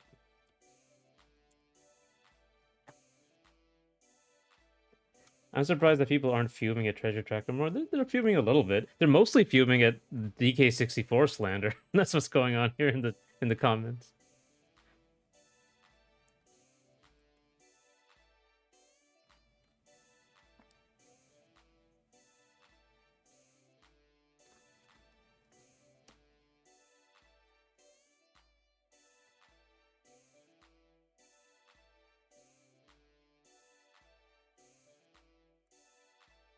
Mario 64. All right, number 4.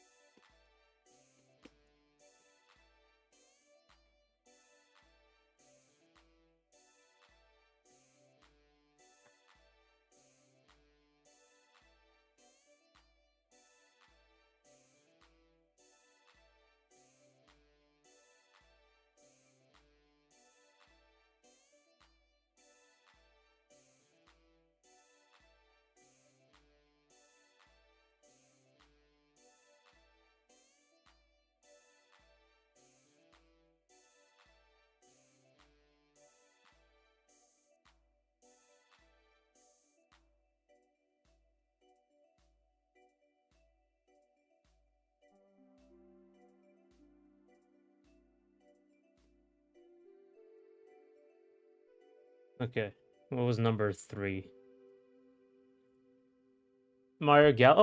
Super Mario Galaxy 1 is number 3. Mario Galaxy is pretty amazing. I mean, that's the music was incredible in Mario Galaxy. It was absolutely amazing.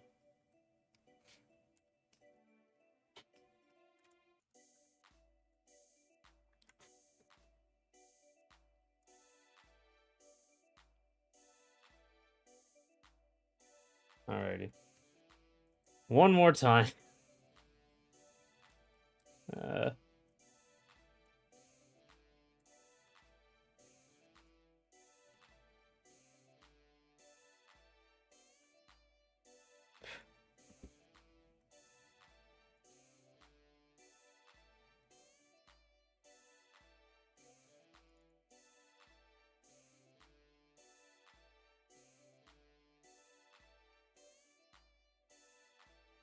I listened to Mario music while reading Planet Test. So good. Yeah, it was crazy. Like how it is when you play it. It's like at the era. It was like 2007.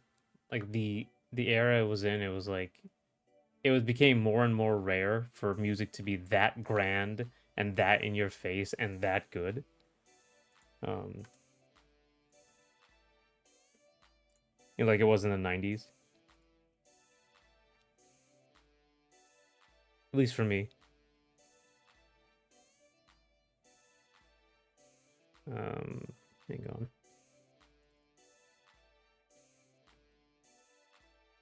All right. Please be over. Oh, wait. Oh, wait. Mario Galaxy 2 is number 2. What's number 1? Odyssey. Odyssey is probably number 1.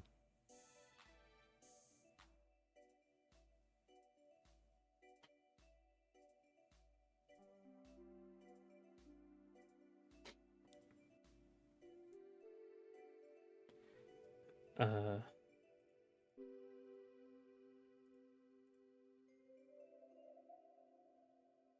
oh. Honorable mention to Banjo Kazooie.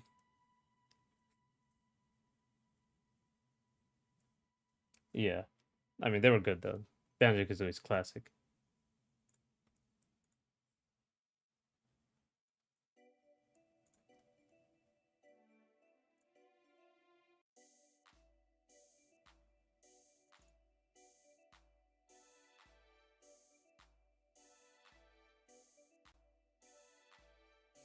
Hang on, transition. Wait, no.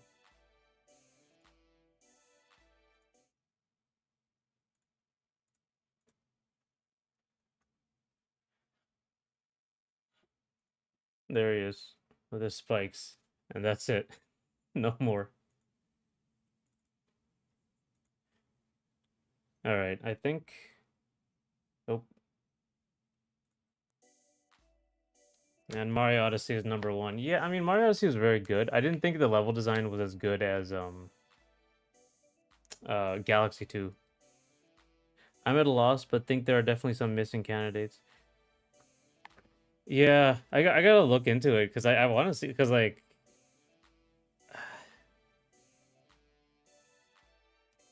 yeah, this is kind of some of these are kind of very suspect.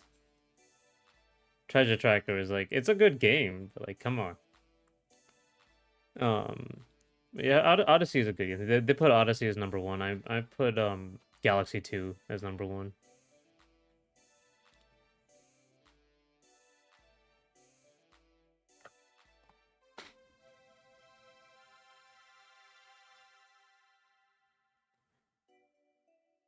You know what it might have been? It might have been they put Donkey Kong 64 there just to get like some SEO for Donkey Kong Bonanza.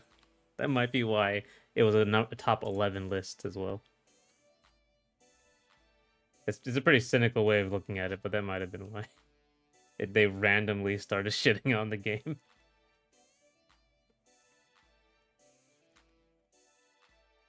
I like the Odyssey, like it brought back a lot of the movement options and like the really rich movement options you had in 64. Because like Mario Galaxy was a little bit simpler.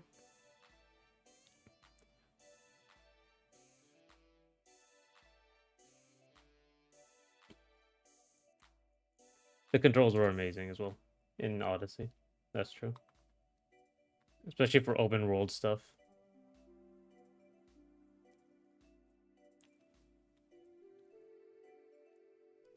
If they did a top 10 platform list, it'd be Smash Alt, a platform fighter. It'd be Smash Alt, Nasby 2, Multiverses, Brawlhalla, and barely anything else. Yeah, because they don't know. Yeah. They're not famous enough to be useful to them. Yeah.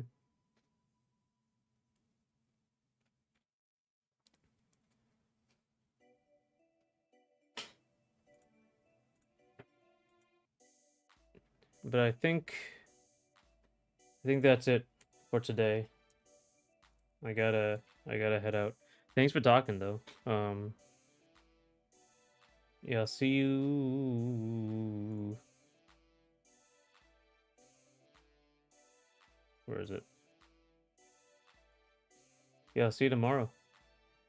Uh,